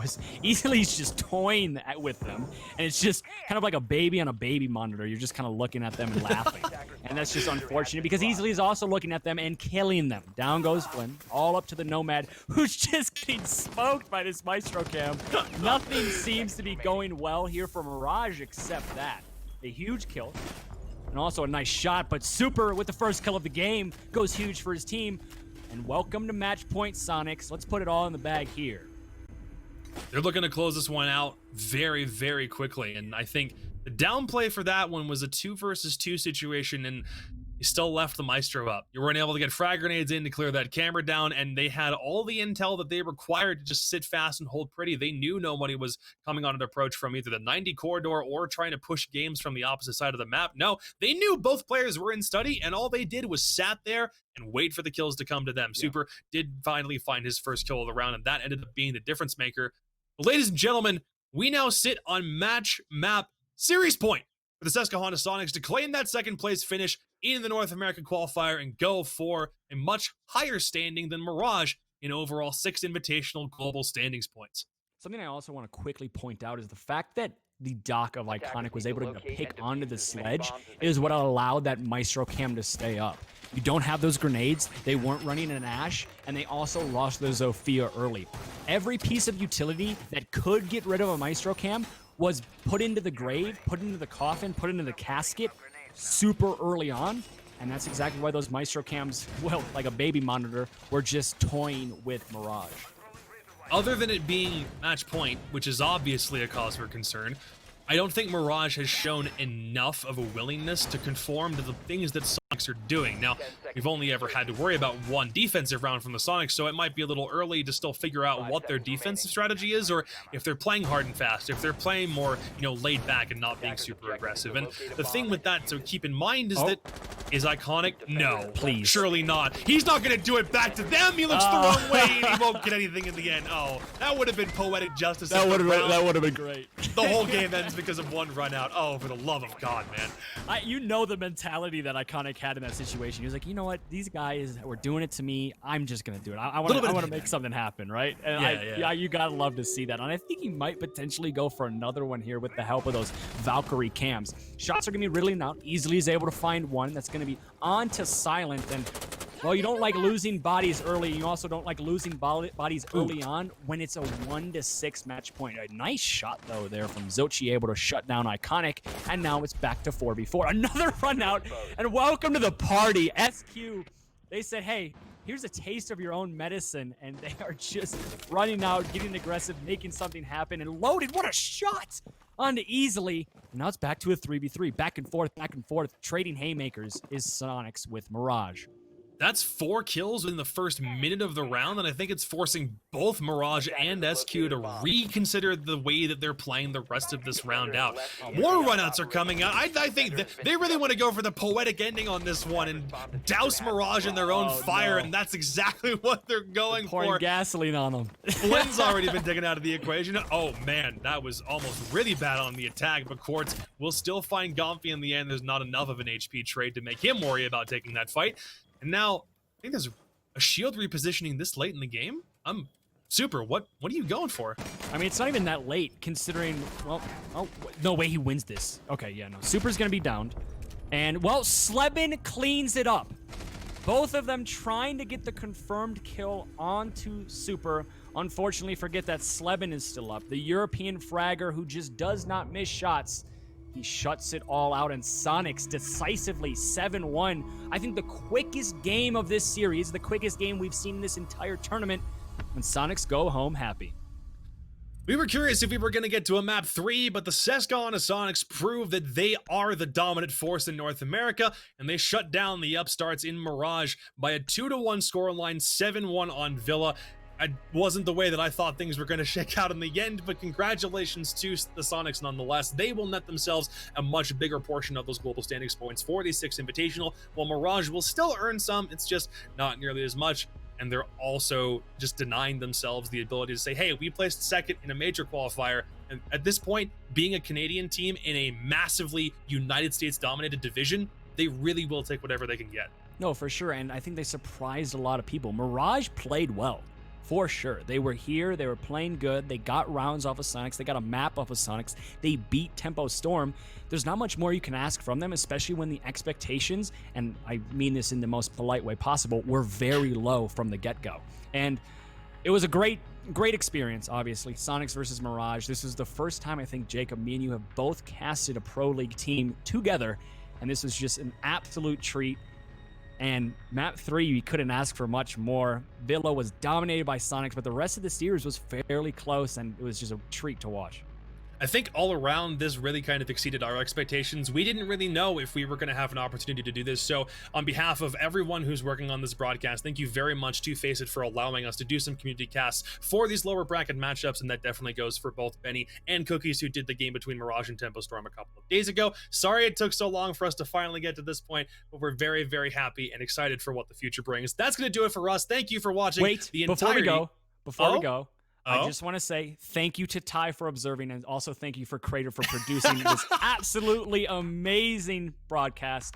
And now we can go. Now we officially can leave, Jacob. You're really not going to let me close the broadcast out without letting the credits roll, No, are of course. We gotta. You're the guy that sits credit, in the right? movie theater waiting for the whole thing to scroll up before you for leave. sure. I want to see the post scene, like in the Marvel movies. I want to see the post. Yeah, scene, yeah. But ladies and gentlemen, thank you so much. That's it from all of us. On behalf of me and Jacob, this was an absolute treat. Thank you. Have a good one.